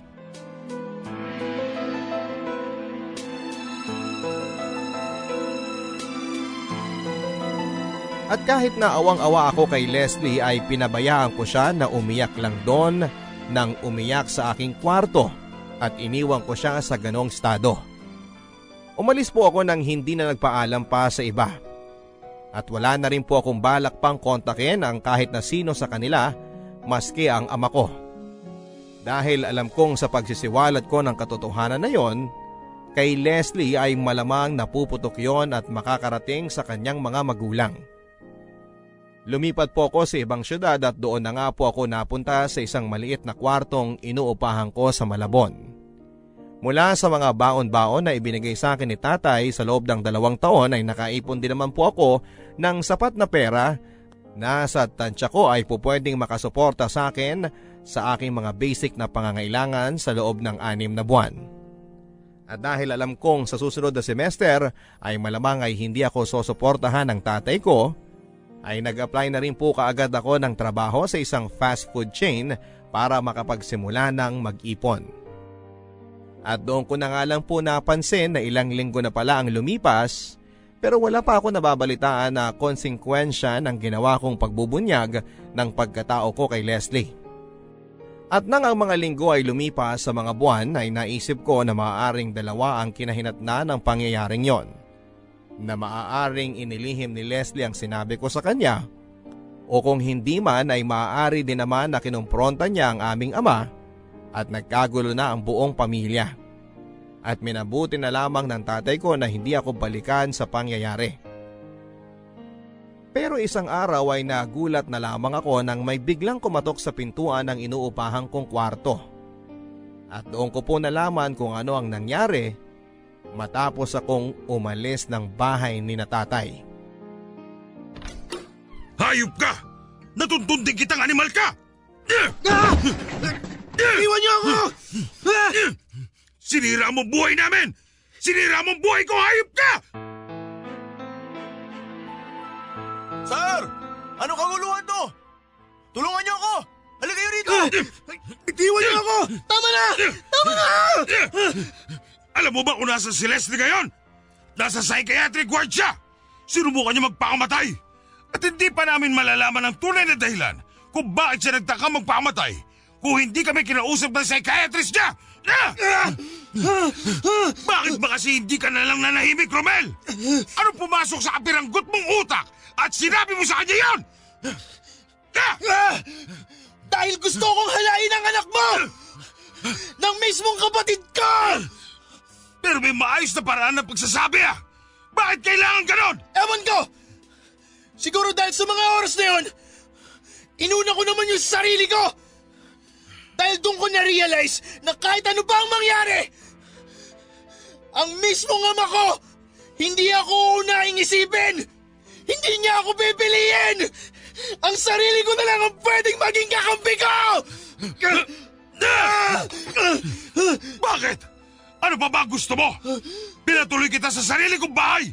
Pinag-aral, binihisan! Kahit na maayos sa tahimik na ang buhay ko, pinapasok pa rin kita doon! At tinanggap pa rin kita kahit na pwede na makitang talikuran! Ang kapal din talaga ng pagmumukha mo, no? Sir Ramon, ipapaalala ko lang sa inyo na kami ng nanay ko ang una mong pamilya. Siya ang una mong minahal, pinakasalan at pinasa! At ako ang una mong anak! Ako ang panganay mo! Tapos magsasalita mo ako ng ganyan ang kapal ng mukha mo! At wag na wag niyo sa akin isumbat na para bang utang na loob ko na tinanggap niyo ako sa pamamahay ninyo! Na dapat ipagpasalamat ko pa na itinrato niyo ako at ng pamilya niyo na driver imbes na kadugo! 17 taon niyo kami pinabayaan ni nanay! At yung pagpunta ko sa inyo, naniningil lang ako sa obligasyon niyo sa akin! Asal dugyot ka talaga! Alam mo ba kung anong ginawa mo sa aming mag-asawa?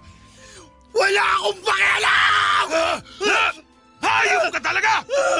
Dahil sa'yo, naipaghiwalay sa akin si Marjorie! Winasak mo ang pamilya ko! Wala akong mayaharap sa mga tao! Silang lahat, mga kamag-anak ko, mga kaibigan ko, mga kasama ko sa negosyo, alam nilang nagkaanak ako sa isang katulong! Hayop ka, Romel! Winasak mo ako! Sinira mo ang buhay ko! Tama lang yan sa'yo! Karma ang tawag dyan, tay! At least ngayon, quits na tayong dalawa! Dahil sa pagiging makasarili mo at mahila mo! Matagal mo na winasak ang buhay namin ng nanay ko! Hayop ka! Papatayin kita! Sir! Tama na ho! Garding! Tumawag ka ng barangay!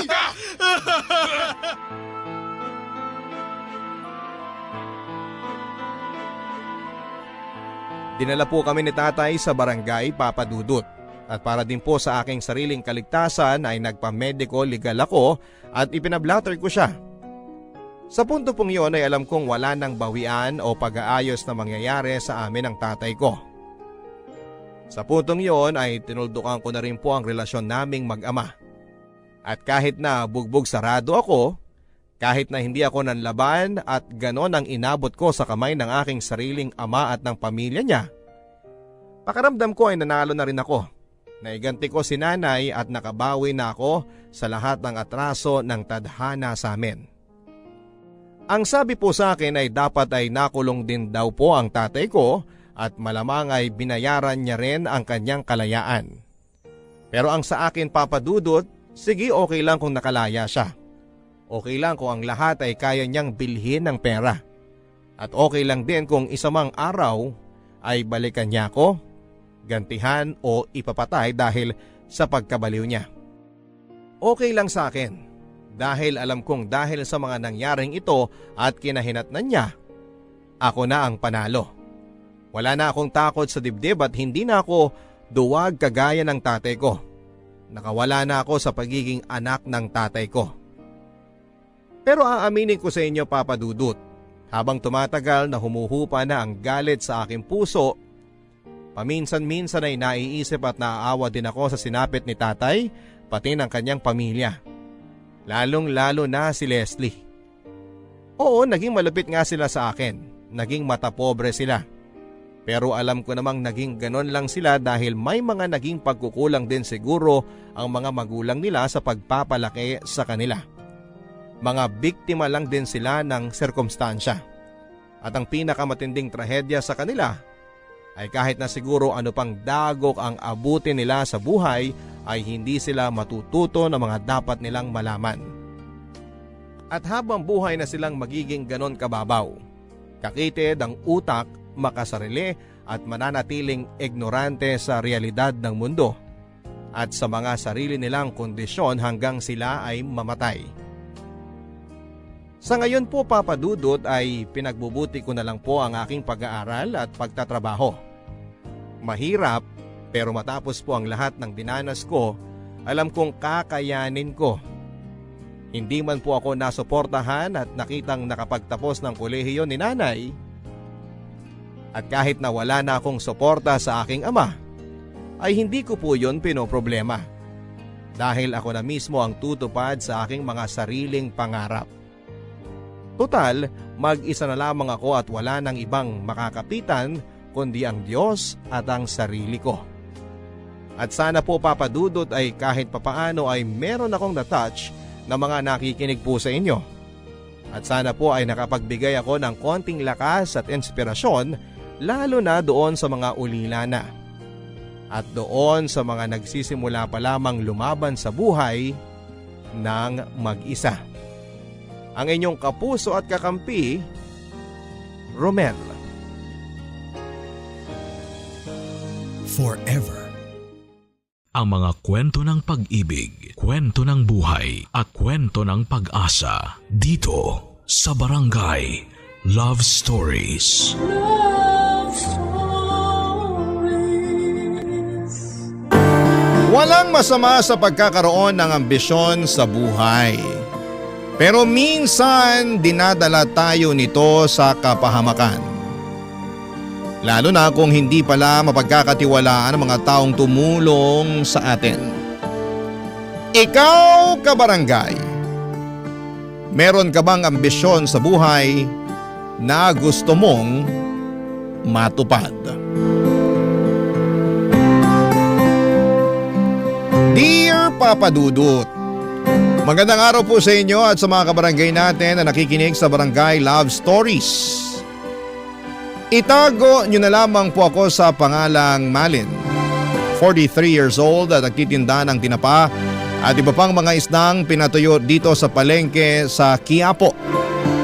Tuwing tanghali ay hindi talaga mawawalang pakikinig namin sa inyong programa at masasabi ko na naging parte na kayo ng araw-araw naming pagtitinda, Papa Dudut. Maghahalong saya at lungkot ang nararamdaman ko sa tuwing nakakapakinig ng mga kwento na ibinabahagi ng mga kabarangay natin. Isang araw ay naisip kong magpadala ng sarili kong istorya sa inyong istasyon. Buti na lamang at tinulungan ako ng anak ko para makapag-email sa inyong programa. Magsisimula ang kwento ko taong 2000 kung kailan 18 anyos pa lamang ako nang dalhin ng tiyahin ko dito sa Maynila mula sa probinsya namin sa Aklan. Bata pa lamang ay pangarap ko na talagang makatungtong sa lugar na ito dahil marami akong mga magagandang kwento na naririnig at nababasa tungkol sa Maynila. Pero dahil mahirap lang ang buhay namin sa probinsya ay natakot ako na baka hanggang pangarap na lamang ang lahat. Buti na lamang at minsang umuwi doon ang tiyahin ko na kapatid ng nanay ko para magbakasyon. Doon nakita at naranasan niya ang hirap ng buhay namin. Maswerte kasi siya dahil may negosyo siya ritong malaking sari-sari store at bakery dahil naglakas loob siyang lumuwas upang makipagsapalaran at magtrabaho noong kaedad ko lamang siya. Dito na rin siya nakapag-asawa kaya hindi ko mapigilang humanga sa kanya, Papa Dudut. Tapos, inalok niya ako kung gusto ko raw bang sumama sa kanya sa Maynila para tumao sa tindahan niya at ang sweldo ko ay ang pagpapaaral niya sa akin sa kolehiyo. Siyempre hindi na ako tumanggi at agad kong sinunggaban ang opportunity na yon, Papa Dudut.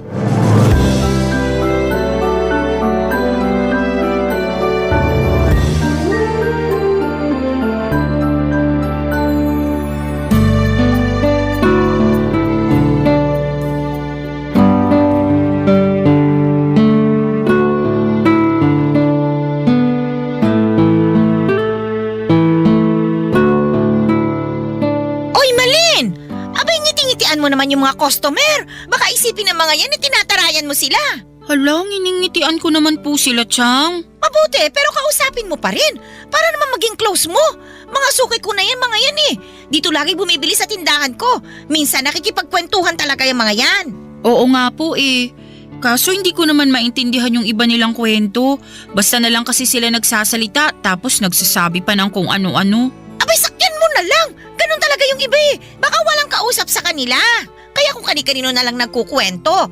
Pag nagkwento sa'yo, sagutin mo. Para lang kunwari nakikinig ka sa kanila. Aalis din naman yung mga yun. Sige po. Susubukan ko na po na mas makinig sa kanila. Ganyan talaga. Bawal dito sa tindahan ko yung hiya-hiya. Hindi ko lang po kasi mapigilan. Pakiramdam ko kakainin ako ng buhay ng ibang customer. Lalo na yung mga lalaki. Ha? Bakit naman? Kasi po kung makatingin para akong hinuhubaran eh. Sobra ka naman sa hinuhubaran. Baka naninibago lang sa'yo kasi nga bagong salta ka dito eh. Kahit siguro ako yung customer na makakita sa'yo, titinan din naman kita mula ulo hanggang paa. Ganun po ba talaga yung mga taga Maynila? Ano bang pinagsasasabi mo dyan? Yung grabe makatingin. Ay, hindi ka ba nakikinig? Siyempre, naninibago sa'yo kaya ganun yun.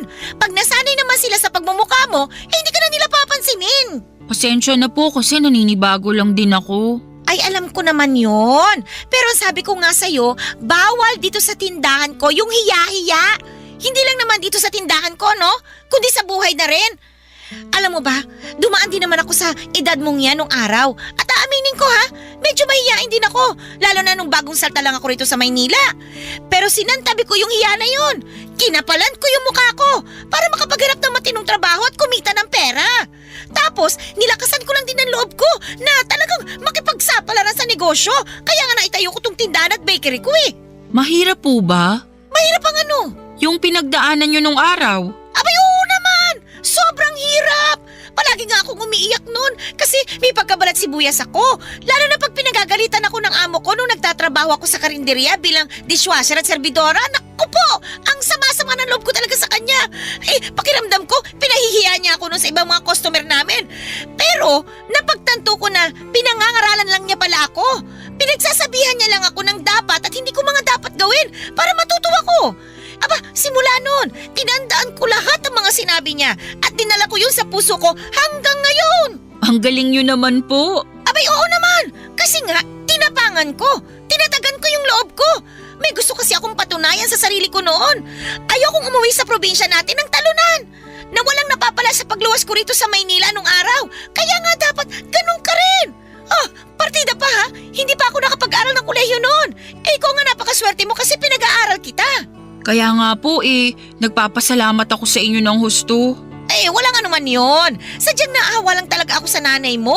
Kasi nga, sobrang hirap ng buhay ninyo sa probinsya natin Nanay mo rin naman kasi ang may kasalanan.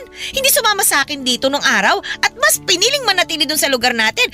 Kesyo, ayaw daw niya rito, magulo raw at ayaw raw niyang iwan yung magulang namin. Yan, tingnan mo ang napala niya. Nakapag-asawa ng mahirap at nagtitinda na lang ng tinapa para mabuhay. Wala naman po sigurong masama sa pagtitinda ng tinapa. Marangal naman pong trabaho yun, Chang. Marangal nga, pero mababa ang kinikita. Maliit. Kaya kayo isang kahig, isang tuka Simula ngayon, dapat baguhin mo na yung pag-iisip mo. Dapat, kung magkakaroon ka ng ambisyon, abay taas-taasan mo na. Nagkakaintindihan ba tayo? Opo, naiintindihan ko po lahat ng mga sinabi nyo. Ay, mabuti naman. Ayoko sa lahat yung mahina ang kukote at saka mabagal umintindi. Ayusin mo ha?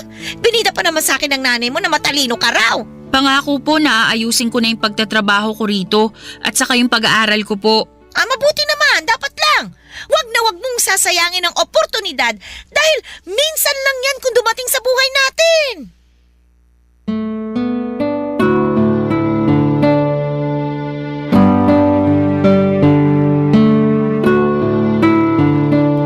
Papadudot, 6 kaming magkakapatid at ako ang pangatlo. Mangingisda ang trabaho ng tatay namin samantalang nagtitinda naman ang tinapa si nanay.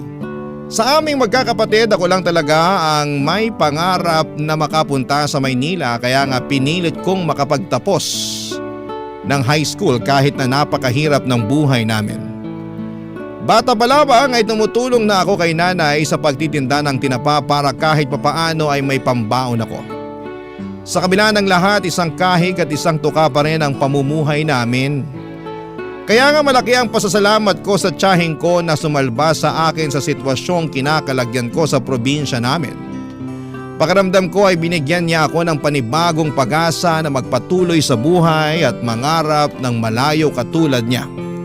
Strikta si Tia at kahit na pamangkin niya ako ay tauhan lang din ang trato niya sa akin.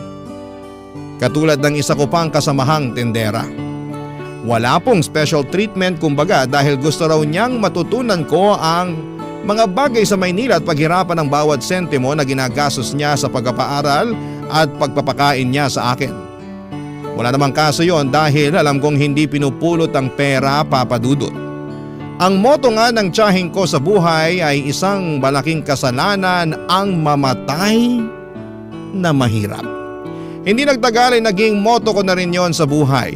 Habang nagtatrabaho ako sa tindahan ay pumapasok ako sa isang university sa Maynila at kumuha ako doon ng kursong may kinalaman sa pagnenegosyo.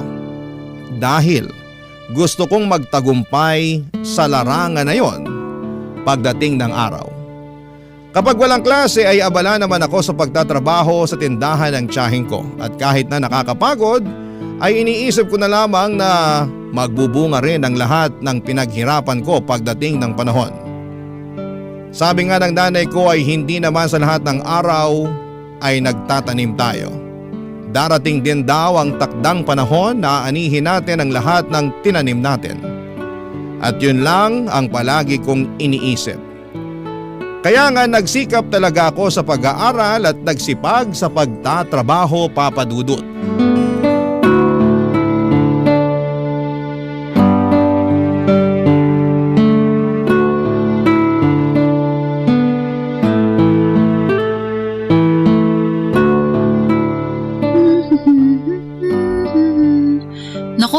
Ang dami namang duming nakasiksik sa sulok ng mga upuan. Buti na lang naisipan kong magwalis. Kung hindi baka makita pa to ni Chang. Anong makikita ni Mama? Butiki!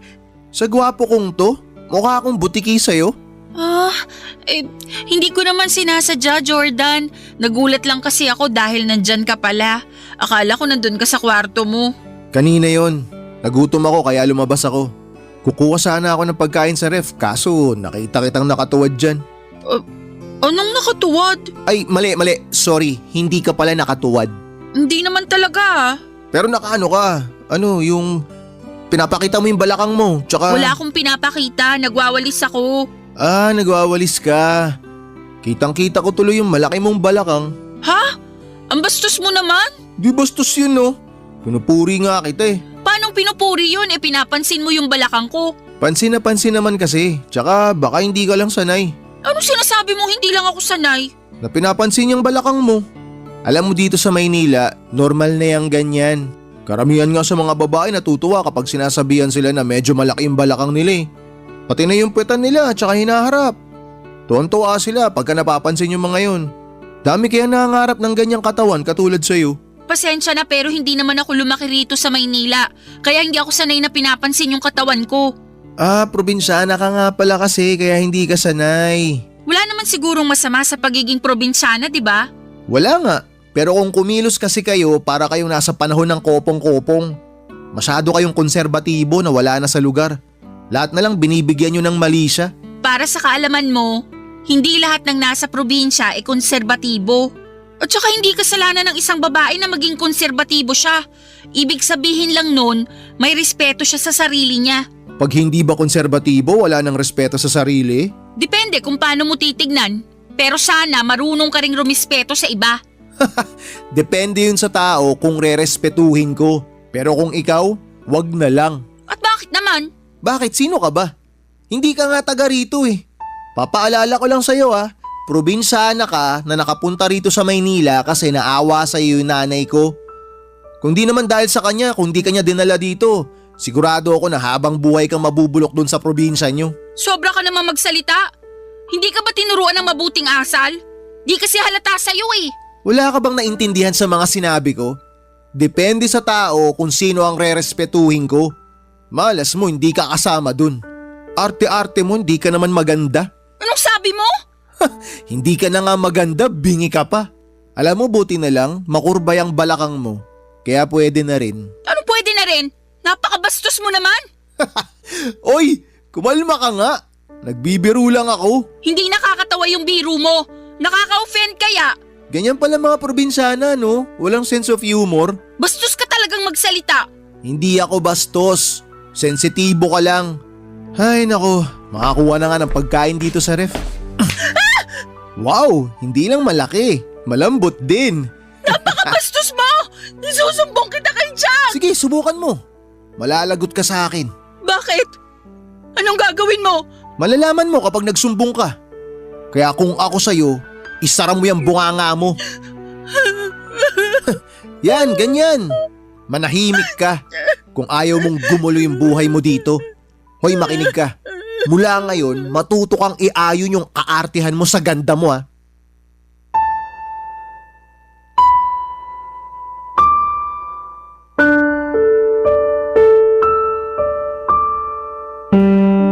Papadudot may 2 anak na lalaki ang tiyahing ko at si Jordan ang panganay.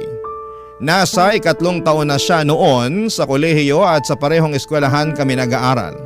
21 years old na ang pinsang kong yon. Malaking lalaki po si Jordan kung ilalarawan ko. May itsura pa at hindi ko gusto ang galawan lalo't may pagkamayabang ito. Napapatanong nga ako sa sarili ko noon kung ganon talaga ang mga kalalakihan na pinanganak at lumaki sa Maynila. Yun bang presko ang ugali at may pagkahambog? Hindi naman sa nilalahat ko papadudot pero ilan din sa mga kaklase ko, mapa lalaki man o babae ay ganon ang pakikitungo sa akin.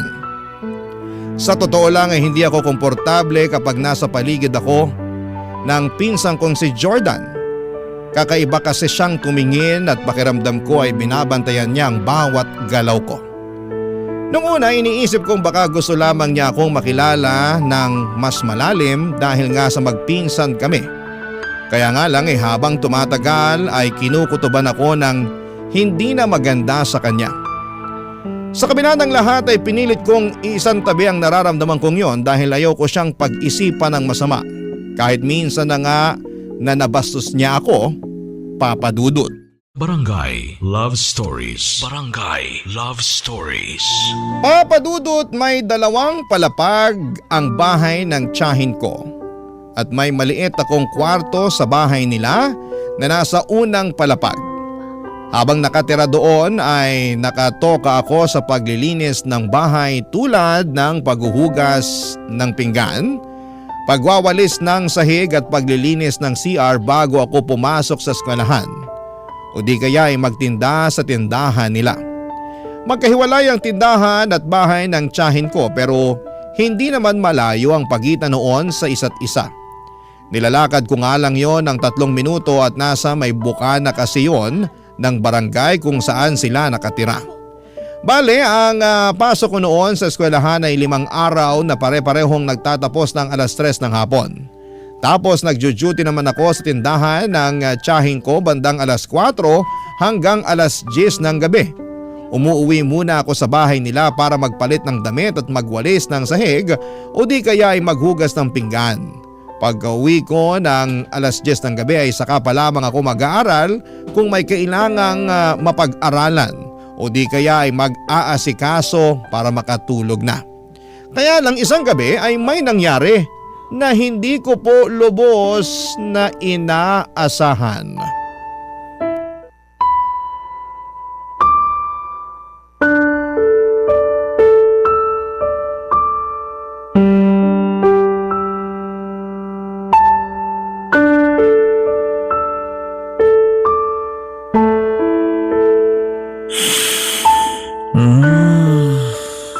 Bang-bang mo naman. Ang sarap nito, halik-halikan. Ano ginagawa mo? Shhh! Huwag kang maingay. Mamaya may makarinig sa atin eh. Aray! Bakit mo ako tinadyakan? Nagtatanong ka pa talaga? Ikaw, bakit ginawa mo sa akin yan? Ginawa sa'yo ang ano? Yung pumasok dito sa kwarto ko, tapos hinahalik-halikan mo pa yung hita ko! Hoy, pwede ba hinaan mo yung bibig mo? Baka magising si mama at papa tapos kung ano pang isipin ng mga yun. Mabuti nga para malaman nila yung ginagawa mo! Sinabing huwag kang maingay! Ano ba? Bitawan mo ko! Tatanggalin ko lang tong kamay ko sa bibig mo kapag nangako ka sa akin na mananahimik ka na. Ano? Hindi ko to tatanggalin hanggat hindi ka nangangako sa akin na hindi mo ko isusumbong kay ng mama at papa. Mangako ka! Oo, ako. Tumango ka kung naiintindihan mo ako. Tango! Buti naman nagkakaintindihan tayo. Ang sama-sama mo. Nakainom lang ako. Tsaka hindi ka naman sinasadya eh. Anong pinagsasabi mong di mo sinasadya? Pumasok ka sa kwarto ko, tapos may gusto kang gawin sa akin kung hindi ako nagising. Ang sabi ko nga, nakainom lang ako. Wala naman akong gagawing masama sa'yo. Tsaka hindi ko sinasadya na pumasok dito sa kwarto mo. Aray, grabe ang lakas ng pagkakatadyak mo sa akin. Sakit ng tagiliran ko. Kulang pa nga yan! Dapat sa'yo sinusumbong sa mga magulang mo para malaman nila na meron silang manyakis na anak. Sinong manyakis? Sino pa ba? Di ikaw. Uulitin ko lang ha. Wala akong ginawang masama sa'yo. Tsaka ipapaalala ko lang na nasa bahay ka namin. Kung magsusumbong ka, sigurado ka bang maniniwala ang mga magulang ko sa'yo? Baka nakakalimutan mo kung sinong anak sa ating dalawa. Magsama-sama mo! Masama na kung masama, wala akong pakialam. Pag nagsumbong ka kay mama, gagawin ko lahat, mapalayas ka lang dito sa bahay namin. Baka gusto mo bumalik sa probinsya nyo para magtinda ka na lang din ng tinapa kasama ng nanay mo. Siyempre hindi! Kaya nga ako sumama sa mama mo para magtrabaho rito kapalit ng pagpapaaral niya sa akin. Pero sana naman kahit probinsyana lang ako at mahirap lang ang buhay namin sa probinsya, matuto ka pa rin rumispeto. Hindi ka nga kasi karespe-respeto. Nakainom lang ako kaya dito ako pumasok sa kwarto mo. Kaya medyo hindi ako nakapag-isip ng matino. Ang bata mo pa, pwede ka na bang uminom at magpakalasing? Oo naman, matanda na ako. Pwede ko nang gawin kahit na anong gusto ko. Ayusin mo yung pagdadala ng alak. Hindi yung imbis na sa tiyan mapupunta ay umaakit sa ulo mo kaya apektadong pag-iisip mo. Manahimik ka na, dami mo sinasabi. Totoo naman eh. Ay, pupunta na nga ako sa kwarto ko. Wala naman ako mapapala sa'yo. Umalis ka na at huwag ka nang babalik. Bakit naman ako babalik? Taas naman ang tingin mo sa sarili mo. Kala mo maganda ka? Pangit mo, tanga. Alis na sabi! Oo, eto na, alis na. Masyado ka namang atat. Eto, lalabas na nga oh. Sa susunod maglalak ka na ng kwarto mo ha. Bida-bida ka rin eh. Baka mamaya sinadya mo lang talaga na hindi ilak tong pinto para may makapasok dito sa kwarto mo. Anong pinagsasabi mo? Nakalimutan ko lang ilak yung pinto ko pero hindi ibig sabihin basta-basta mo na lang akong papasukin dito. Kasalanan mo naman pala eh. Sisihin mo sarili mo. Huwag ka nang bibintang ng ibang tao. Papa Dudut, siguro'y nakatulog na ako noon ng ilang oras nang mangyari ang pagpasok ni Jordan sa kwarto ko. Hindi ko na maalala kung nakakandado ko or nakandado nga ba ang pintuan pero mukhang hindi dahil sa sobrang pagod. Kaya siguro'y nakapasok na siya. Gulat na gulat ako at takot na takot dahil sa ginawa niya sa akin ng gabing yon. Nasa impluwensya pa siya ng alak at pinagbantaan pa ako na huwag magsumbong sa tiyahin ko kundi ay mananagot ako sa kanya. Ewan ko Papa Dudut pero para na lamang akong napipi at napatango na lamang sa kanya bilang pagsang-ayon ng gabing yon. Tapos ay kita ko sa pagmumukha niya na wala siyang pagsisisi. Tiningnan niya pa ako ng masama saka sarkastikong tumawa bago lumabas ng kwarto ko. Pagkalabas niya ng pintuan ay dali-dali ko yung kinandado sabay halukip-kip ng sarili ko. Tandang-tanda ko na hindi ako masyadong nakatulog ng maayos ng gabing yon. Hanggang mag-umaga sa takot na maulit pa ang mga nangyari, Papa Dudut.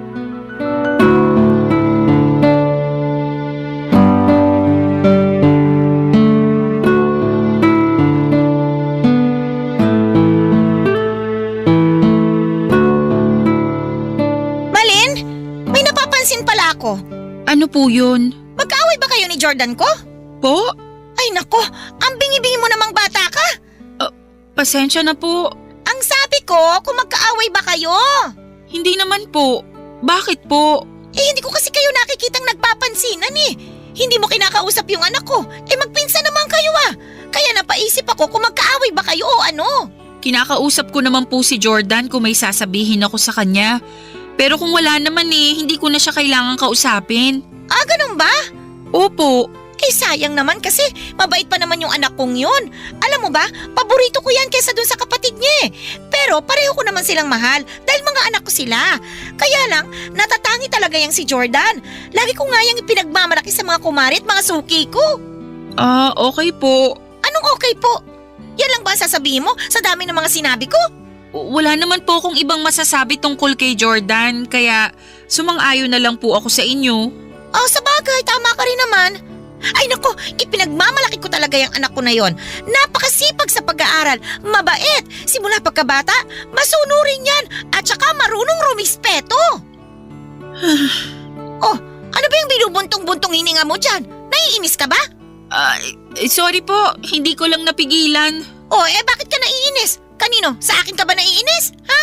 Opo, kasi kung makapagsalita kayo. Kung makapagsabi kayo ng mabait at marunong rumispeto yung anak nyo, parang kilalang-kilala nyo na siya. Ha? Anong sabi mo?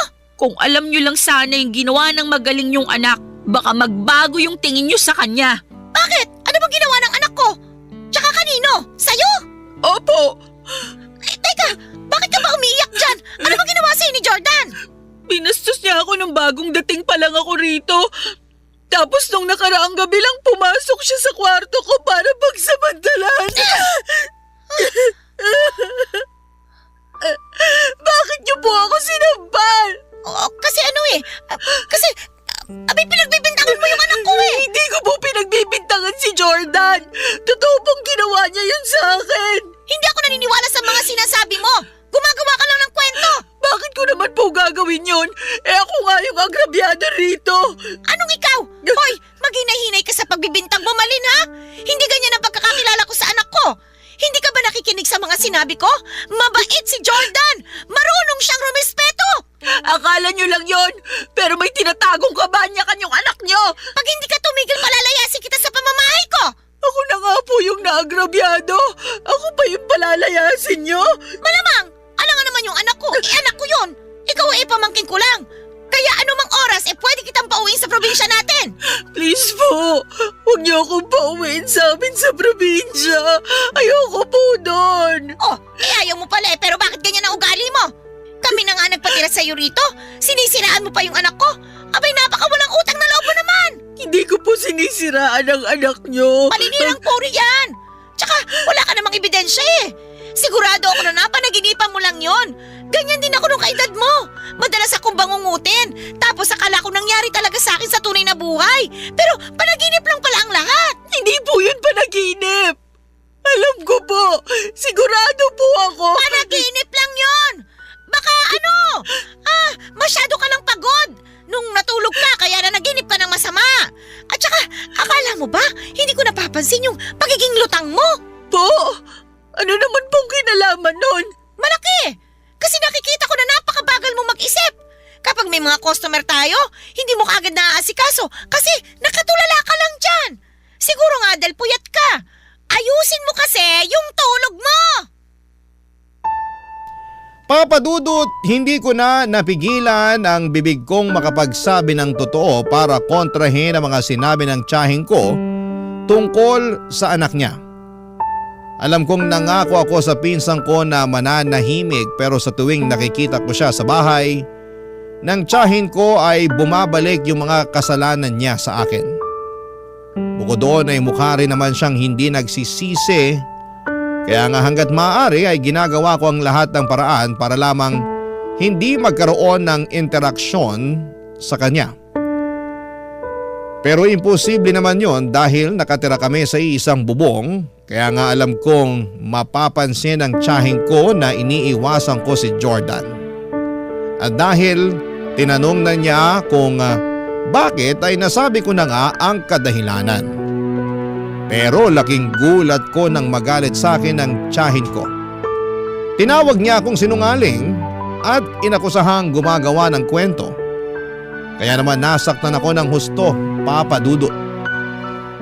Mas masakit pa yung naramdaman ko sa kaloob-looban ko kesa sa sampal na ibinigay niya sa akin, Papa Dudut. Barangay Love Stories. Barangay Love Stories.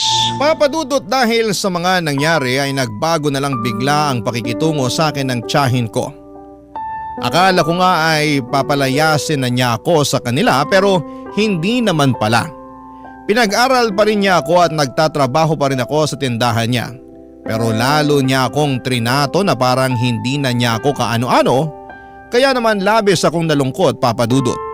Inisip ko pa nga na sana nananahimik na lamang ako at pinalagpas ang ginawang kabastusan ng aking pinsan at sana'y hindi ko na lang sinabi sa tiyahin ko. Mabilis na lumipas ang 4 na taon nang makapagtapos na ako sa kolehiyo. Plano ko na noong maghanap ng ibang trabaho para makaipon ng pera at makabukod na, pero hindi naging ganon kadali ang pakikipagsapalaran ko sa paghahanap ng mapapasukan, kaya sa bahay pa rin ang tiyahin ko ako umuwi.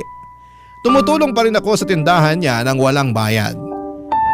Hindi na sa bahay nila nakatira si Jordan matapos nitong makipag-live-in sa girlfriend nito 1 taon pagka-graduate niya sa college. Kaya nga aminado ako na nakahinga ko ng maluwag dahil hindi ko nakasama sa iisang bubong ang manyakis kong pinsan. Isang araw ay nag-decide ang tiyahin ko kasama ang tiyo ko at anak nilang bunso na umuwi ng probinsya ng kanyang asawa sa Samar dahil meron daw emergency doon. Hindi ko na alam kung ano yung emergency pero sa akin nila ibinili ng bahay nila. Nabantayan ko raw hanggang makauwi sila. Wala naman problema sa akin yon lalo't 5 araw lang naman sila noon. Kaya lang nung huling gabi na nila sa probinsya ay umuwi na lang sa bahay si Jordan na lasing na naman. At ako kaagad ang pinagdiskitahan niya matapos ko siyang pagbuksan ng pinto. Tinulak niya ako sa sofa at agad na pinatungan, pero bago pa siya may magawa sa akin ay natuhod ko na ang kanyang pagkalalaki. Tapos mabilis akong tumakbo sa kusina para kumuha ng kutsilyo sabay tutok sa kanya. Doon na siya nahimasmasan at nakipag-areglo sa akin. Nagsorry siya at nakiusap na ibaba ko na ang kutsilyo. Wala naman talaga akong plano na saksakin siya pero namumuro na siya ng mga panahong yon. Nagawa lang daw niya yon dahil nilayasan daw siya ng kinakasama niya pero hindi ko na siya pinakinggan. At agad agad akong nagkulong sa kwarto ko ng gabing yon. Kinabukasan ay maagang dumating si Tia sa bahay Papa Dudut.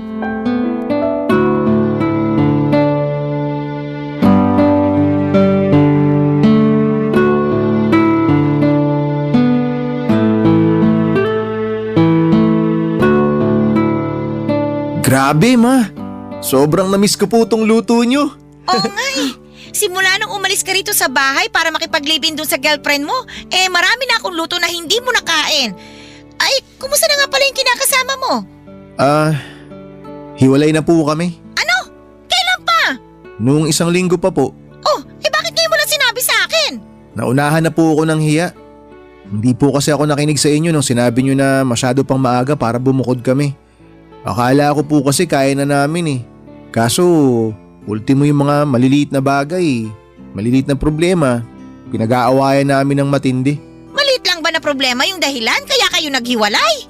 Parang ganun na nga po, mga maliliit na bagay na nagpatong-patong na. Tsaka kasalanan ko rin naman po kung tutusin kasi napagbuhatan ko siya ng kamay nung huling beses na nag-away kami. Good morning po, Chang. Oh, Malin, andiyan ka lang pala sa kwarto mo. Bakit ngayon ka lang lumabas? Masama po kasi yung pakiramdam ko kaya… Weh, masama ang pakiramdam. Talaga lang ah. Baka ayaw mo akong makita kaya nagkukulong ka sa kwarto mo. Sinong gugustuhin makita yung pagmumukha mo pagkatapos ng ginawa mo sa akin kagabi? Sige nga. Uy, wala akong ginawa sa'yo kagabi ah. Wala pa pala sa'yo yung kamuntikan mo na naman akong pagsamantalahan dahil lasing ka at malungkot sa paghihiwalay nyo ng kinakasama mo? Ha? Saan naman ang galing yan? Teka nga Malin, ano ba yung pinagsasasabi mo dyan? Yang magaling yung anak ang tanungin ninyo kung anong ginawa niya sa akin nung bigla na lang siyang umuwi rito sa bahay niyo kagabi. Anong ginawa mo kay Malin? Wala akong ginagawa sa kanya ma. Oh, wala naman daw pala eh. Siyempre yun po talagang sasabihin niya. Kasi sino ba namang tao ang gumawa ng mali na aamin sa kasalanang nagawa niya? Wala naman po, diba? Alam mo ikaw, maghinay-hinay ka sa pagbibintang mo sa anak ko ha? Pag hindi ako talaga nakapagtimpi, baka masampal na naman kita. Huwag niyo naman po sanang kampihan yung anak niyo, Chang. Natural, anak ko to eh. Malamang kakampihan ko siya. Kahit na gumawa siya ng mali, ikakampihan niyo pa rin dahil anak niyo? Ganun po ba yun? Hoy, wala akong ginawang mali sa'yo. Masyado kang imbento. Ikaw ang sinungaling! Ang kapal ng mukha mong walang yaka. Ma, huwag ka maniwala sa babaeng yan. Sinisiraan niya lang ako sa inyo. Bakit ko naman gagawin yun? Anong mapapala ko? Alam ko na gusto mong gawin. Kinukuha mo loob ng mama ko kasi sip-sip ka. Tumigil na nga kayo, pwede ba? Naiingayan na ako sa inyo eh. Tsaka, mahiya naman kayo sa mga natutulog sa itaas. Paano na lang pag binaba tayo rito ng tatay mo? Ha, Jordan? At magtanong kung bakit tayo nagsisigawan dito. Sige nga! Bakit po ako tinatanong nyo? Bakit di nyo pagsabihan niyang si Malin? Kaya nga! O ikaw namang babae ka. Ano ba talagang problema mo, ha? Bakit ba lagi mo nalang pinagbibintangan itong anak ko? Hindi po ako nang bibintang. Totoo po yung sinasabi ko. Siyempre hindi deny ni Jordan yun. Wala akong i-deny kasi wala namang kailangang i-deny. Wala akong ginawang masama sa'yo. Maraming beses mo na akong ginawa ng masama. Pinsan mo pa naman ako, pero hindi mo na ako nirespeto. Hoy! Maghinay-hinay ka sa pagsasalita ng ganyan sa anak ko, ha? Baka nakakalimutan mo kung sino ka lang sa pamamahay na ito. Hindi ko po nakakalimutan at nagpapasalamat po ako kasi pinatira niyo ako rito sa bahay niyo at pinag-aral. Pero pakiramdam ko hindi na po ako ligtas dito kasama yung anak niyo. O anong gusto mong gawin ko? Kung uuwi na ulit dito si Jordan at dito na siya titira, alam nga namang siyang mag-adjust sa'yo. Kung ganyan lang din pala na may issue ka dito sa anak ko, bakit hindi na lang ikaw lumayas? Total, tapos na naman kitang pag-aralin eh. Kaya bahala ka na sa buhay mo. O ngayon, para malinaw sa ating dalawa, simula sa araw na ito, pinalalayas na kita dito sa bahay ko. Papa Dudut, wala na akong nagawa para baguhin ang isip ni Tia nang palayasin niya ako sa pamamahay nila. Umiyak na lamang ako at tinitigan ng masama ang pinsang kong si Jordan bago sila tinalikuran para mag-impake ng gamit at damit ko. May sinabi pa ang tiyahin ko tungkol sa pagiging walang utang na loob ko. Pero hindi ko na siya masyadong pinakinggan. Dali-dali akong umalis sa bahay nila kahit na wala pa akong kain at ligo ng mga panahong yon. Sa totoo lang ay gustong-gusto kong magsumbong sa pulis. Pero natakot ako sa pwedeng gawin sa akin ng tiyahin ko. Pinagbantaan din niya ako na magpapakalat siya ng masamang kwento tungkol sa akin sa probinsya para masira ko. Kaya naman hindi niyo ako masisisi kung pinanghinaan ako ng loob ng mga sandaling yon. Siguro ako pa rin talaga yung probinsyana na kinuha niya sa Aklan at pinag-aral sa Maynila. At kahit na ilang taon na ako rito ay hindi ko pa rin nagawang baguhin noon ang dati kong sarili. Na mahiyain at mahina ang loob. Kaya naman mas pinili ko na lamang na kimkimin ang lahat at nag-focus sa paghahanap ng trabaho habang naghahanap ng matutuluyan. Sobrang hirap dahil naranasan kong matulog sa kalsada nung araw lalo at wala pa akong nahahanap na mapagkakakitaan. Buti na lamang at may mabuting loob na tumanggap sa akin bilang tindera at tagahugas ng pinggan sa isang kainan kaya nagsimula na akong kumita ng pera. Gustong gusto ko nang umuwi noon sa Aklan. Pero ayaw ko pa rin naman dahil wala pa ako kaya nag-ipon na lamang ako ng pera para may panggastos ako, Papa Dudut. Mabilis na lumipas ang 9 na taon na kapag-asawa na ako rito at nagkaanak. Tapos ay nakarating na lang sa kaalaman ko na namatay na pala ang pinsan kong si Jordan matapos masangkot sa isang aksidente sa motor. Dahil awang-awa ako noon sa tiyahin ko ay pinuntahan ko siya sa bahay nila dahil gusto kong makiramay sa kanya kaya lang ay hindi na pala ako welcome doon, Papa Dudut.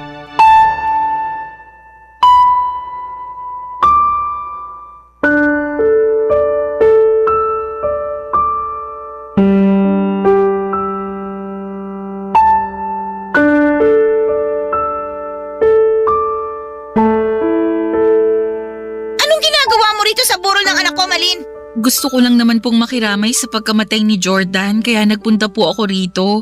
Pero alam mo ba na hindi ka na welcome sa pamamahay ko simula nung pinalayas kita? Kaya ewan ko na lang talaga sa kung anong klaseng kakapalan talaga na mukha ang meron ka para bumalik ka pa rito. Kung ano man po yung hindi natin pagkakaunawaan nung araw, ikalimutan na lang po natin. Magkapatawaran na po tayo. At saka nandito ko kasi malungkot ako dahil wala na ang pinsan ko. Anong malungkot? Akala mo ba maniniwala ako sa sinasabi mong yan? Baka ang ibig mong sabihin masaya ka kasi sa wakas namatay na yung anak ko. Hindi po totoo yan. Hindi raw totoo, pero alam kong yun ang matagal mo nang gusto mangyari sa kanya. Kahit kailan hindi ko po hiniling na mamatay si Jordan. Kahit na ginawa niya ako ng masama. Saka hindi po ba kayo nakikinig? Kalimutan na natin yung nangyari noon at magkapatawaran na tayo. Napatawad ko na po si Jordan. Matagal na panahon na. Pwes, hindi ako ganun kadaling magpatawad, lalo na sa katulad mong walang utang na loob sa akin. Alam mo, nito ko lang napagtanto na may sa demonyo ka pala. Ano pong sinasabi niyo? Na anak ka naman kukulam, kasi may dala kang sumpa sa pamilya namin. Simula nung umalis ka, nagkanda-leche-leche na yung buhay namin. Halos malugi na yung tindahan at bakery ko, at kulang na lang magsara na. Mabuti na lang kahit papano na ilaban ko, kaya nakakabalik pa rin sa akin yung puhunan ko kahit paunti-unti. Tapos yung mister ko, nagkasakit ng malubha, kaya kinailangan siyang operahan. Yung anak kong pangalawa, nakabuntis naman, kaya hindi nakapagtapos ng kolehiyo. Tapos ngayon, namatay naman si Jordan. Lahat yun, kasalanan mo.